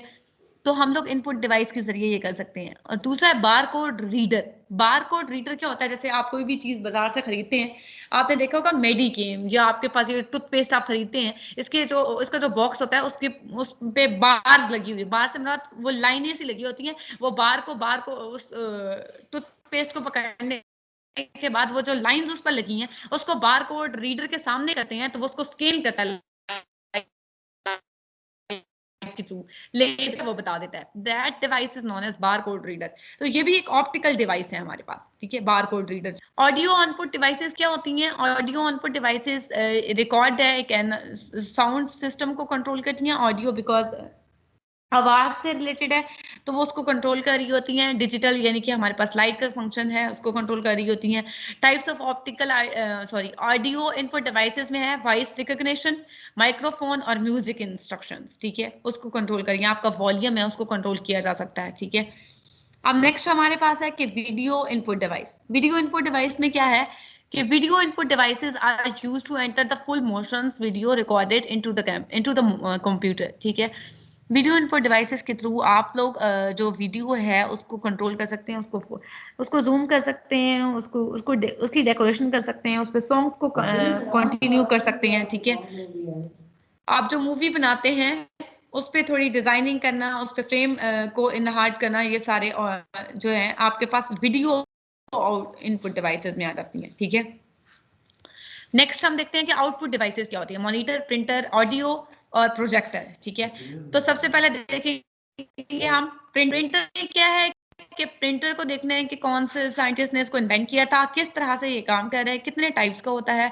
और इस पर प्रिंटर जो है आप लोगों के पास दो टाइप्स डिस्कस की गई हैं, इम्पैक्ट प्रिंटर और नॉन इम्पैक्ट प्रिंटर, ठीक है। इम्पैक्ट प्रिंटर जो है आपके पास एक ऐसा प्रिंटर है जो कि पेपर से कनेक्टेड होता है, कनेक्ट टू द पेपर। और वहां पे क्या होता है, एक इंक, आप यूं समझ ले, जो इम्पैक्ट प्रिंटर होता है उसके नाम से ही जाहिर हो रहा है कि उसमें जो इंक होती है, इंक्ड, बहुत पहले ये प्रिंटर होता था, अब नहीं है, उसकी मॉडिफाइड फॉर्म हमारे पास है, ठीक है। ठीक है, तो वो वहां पे इसका जो सिस्टम है कुछ इस तरह से समझा दूं। जैसे प्रिंटर में क्या होता है कि अब तो हम प्रिंटर में कोई चीज मतलब प्रिंट करते हैं, उसको कमांड देते हैं, एक महीने के बाद उसको हम प्रिंट कर लेते हैं। लेकिन जो पहले प्रिंटर था हमारे पास, वहां पे क्या होता था, पेपर को हम रखते थे, उस पे इंक के थ्रू जो है वो डॉट्स लगते थे, उन डॉट्स को हैमर के थ्रू वो मिलाता था, तब जाके हमारे पास जो है वो प्रिंटर काम करता था। जैसे उसके नाम से जाहिर है, आप देखें आपके सामने उसने लिखा है कि print the image by presenting an ink ribbon ribbons होते थे और उसके बाद against the paper using the hammer और पिन, पिन्स की मदद से वो उन डॉट्स को मिलाता था, तब जाके अल्फाज जो है उसकी शेप बनती थी, पैक प्रिंटर जो है वो काम करता था। For example dot, max printer और डेजी व्हील। डेजी व्हील जो है वो व्हील गोल सा होता था और बहुत पहले होता था, अब नहीं है, इसकी मॉडिफाइड फॉर्म जो है हमारे पास मौजूद। Non impact printer, non impact printer में क्या है, डू नॉट यूज, हम इसको यूज नहीं कर सकते तो प्रोड्यूस अ करेक्टर। ये जो है प्रिंटर जो है हमारे पास पेपर के ऊपर करेक्टर्स को प्रोड्यूस करता है, यानी कि स्ट्राइकिंग डिवाइस है। And because of these printer do not hammer against the paper, उस पर हम हैमर के थ्रू जो है कोई भी काम नहीं कर सकते। इंक जेट या लेजर प्रिंटर जो है इसकी मॉडिफाइड फॉर्म्स है। ऑडियो आउटपुट डिवाइस हमारे पास है कि the term audio output devices refer to any device that attracts the computer, जो कि उसको ऑडियो आउटपुट है। तो आउटपुट में क्या होगा कि आप कुछ भी स्पीकर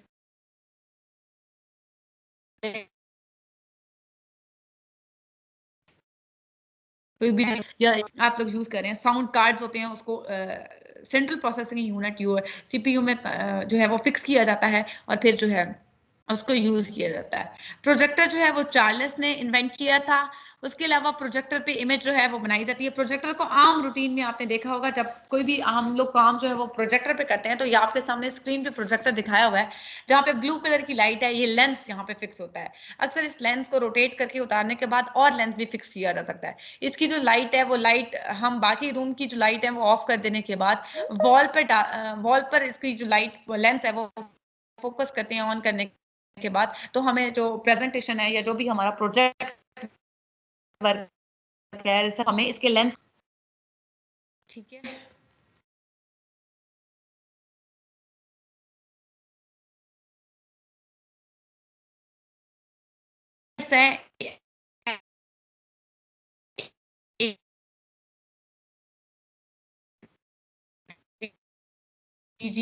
वीडियोग्राफ, किसी का कोई क्वेश्चन है देन मोस्ट वेलकम, नहीं तो मेरे पास एक छोटा सा टॉपिक है जो मैं उसको भी कंप्लीट कर लूं।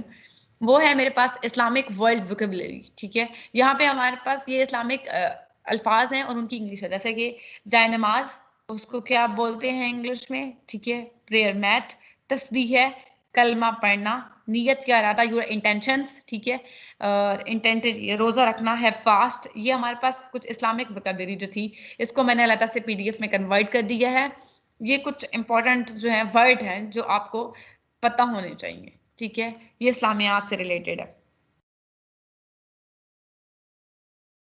जैसे वजू करना या मौजा, इल्जाम, ठीक है। नमाज पढ़ाना, ऑफर प्रेयर्स, फजर की नमाज, जोहर की नमाज,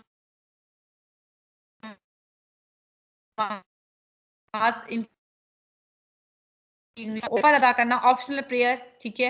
उसके अलावा हज या रिसाइटेशन, तिलावत को कहते हैं, कुरान मजीद की रिसाइट करना, रिसाइटेशन, ठीक है। उसके अलावा जो दीन से रिलेटेड बातें हैं वो कुछ अल्फाज उन्होंने यहाँ पे बताए हैं, इनकी आपको इंग्लिश जो है वो बता दी। मेरे पास जस्ट 3 मिनट है, आप मुझसे कुछ पूछना चाहते हैं देन मोस्ट वेलकम। जी, अगर किसी का कोई क्वेश्चन है तो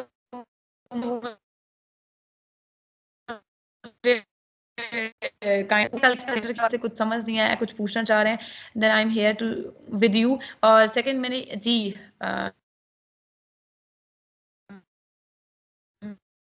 मुस्लिम मोस्ट वेलकम बोलिए। मैम नगीना, मैम मुसरत का माइक ऑन अलाउ कर दें। जी मैम कर दिए। जी मैम मुसरत, आप अपने माइक पे टच करें, टच फोन यूज करेंगे तो उस पर टच करें, अदरवाइज आपका माइक कर दिया गया है।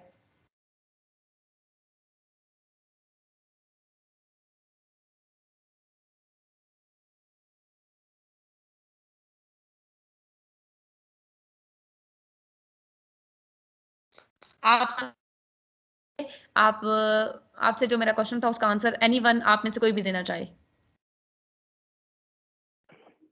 मैम जी जी बोलिए।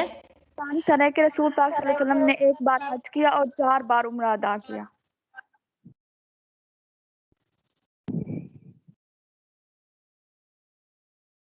Thank you so much, your answer is right. जी। जी मिस मुसरत, आपका माइक ऑन अलाउ कर दिया था, आप बोलें, कुछ कहना चाह रही हैं? अपने माइक को हाथ लगाएंगी तब आपकी आवाज आएगी, टच करें उसे फिर ऑन हो जाएगा। वो वाइट हो गया, इसका मतलब कि हमने ऑन कर दिया है।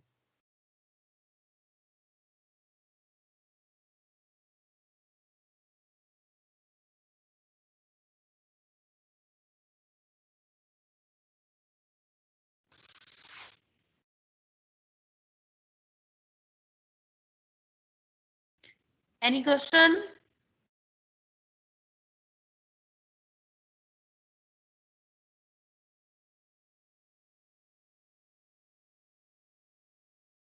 आप लोगों से इम्पोर्टेंट एमसीक्यूज मैंने शेयर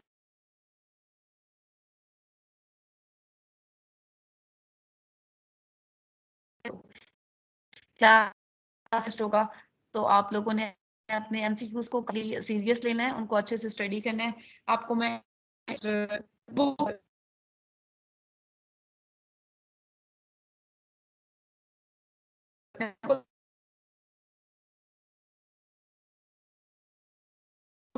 वो